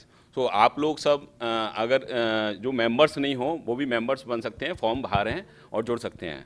दूसरा, लास्ट मंथ में जो लास्ट हमारी बिजनेस मीट हुई थी उसके बाद से हमने क्या एक्टिविटीज़ अभी तक की हैं और क्या हम आगे करने वाले हैं, मैं छोटा सा ही बता रहा हूँ आपको। 26 मार्च को हमने परिचय सम्मेलन किया था, जिसमें कि सेंट रेजिस में परिचय सम्मेलन किया था, सुपर सक्सेस रहा था। 60 कैंडिडेट्स उसमें पार्टिसिपेट किए थे। और 4 अप्रैल को हमारी सेंट्रल कमेटी की मीटिंग हुई थी, जो कि एवरी मंथ हम लोग करते हैं। 22 अप्रैल को अब्बास अखिल भारतीय अग्रवाल सम्मेलन मुंबई सिटी का हम ऑल ओवर द सिटी हमारे चैप्टर्स बन रहे हैं और हैं ऑलरेडी और नए बन रहे हैं। तो अब्बास मुंबई सिटी उपनगर का इंस्टॉलेशन मलाड में राज दीदी के सानिध्य में हुआ। अनिल कैया जी उसके चेयरमैन बने और उसमें शानदार कॉमेडी प्ले एक किया गया। लेडीज़ विंग भी हमारी एक्टिव रहती है काफ़ी। राउंड द मंथ उनके प्रोग्राम रहते हैं। 12 अप्रैल को भी उनका एक डिनर मीट गरवारी क्लब में हुई थी। हमारे अपकमिंग जो प्रोग्राम्स हैं, 7 मई संडे को 7 मई संडे को film division centre visit at pader road हम लोग करने जा रहे हैं, जिसमें कि 2:30 बजे से 6 PM तक हम लोग देंगे। उसमें ज्वाइन कर रहे हैं, आप लोग भी उसको अटेंड कर सकते हैं। 10 जुलाई संडे को हम अगला नेक्स्ट परिचय सम्मेलन कर रहे हैं। Thank you. फिल्म रीजन के लिए मैं एक ऐड करना चाहूँगा। इसके अंदर विद स्नैक्स हमने वो रखा हुआ है और ये फिल्म रीजन में ये दिखाएंगे कि ये फिल्म एरा जो चालू हुई बॉलीवुड के अंदर, अपने इंडिया के अंदर, शुरू से लेके अंत तक अभी तक जो चल रही है उसका पूरा एग्जीबिशन है और काफ़ी अच्छा उसके अंदर वो किया हुआ है, जो गवर्नमेंट की वो बनाया हुआ है। तो उसके अंदर हमने बहुत लिमिटेड लोगों को रख रखा है, क्योंकि ज़्यादा वहाँ पे क्राउड ले जा नहीं सकते। तो जिस किसी को भी जुड़ना हो, हमारे सुरेंद्र जी और गिरीश जी हैं जो इसको देख रहे हैं, आप लोग इनसे कांटेक्ट करके अपना नंबर या इनसे डिटेल्स ले सकते हैं, या आप मेरे से या अजय जी से, राजेंद्र जी से ले सकते हैं। बट ये 7 मई को है, तो हम लोग बहुत जल्दी इसको क्लोज करने वाले हैं। Thank you sir. एक चीज़ और, धीरज जी ने जो भी फोकस के बारे में बताया, फोकस बुक बाहर रखी हुई है, जो कोई भी अब इंटरेस्टेड हो तो उसको जो नॉमिनल चार्जेस है उसका है पे करके ले सकते हैं। Thank you. आज सभी लोग यहाँ पर आए और अपना कीमती वक्त इस बिजनेस मीट को दिया, उसके लिए तहे दिल से धन्यवाद। आगे भी सहयोग बना रहे इसकी आशा करते हैं। जय अग्रसेन।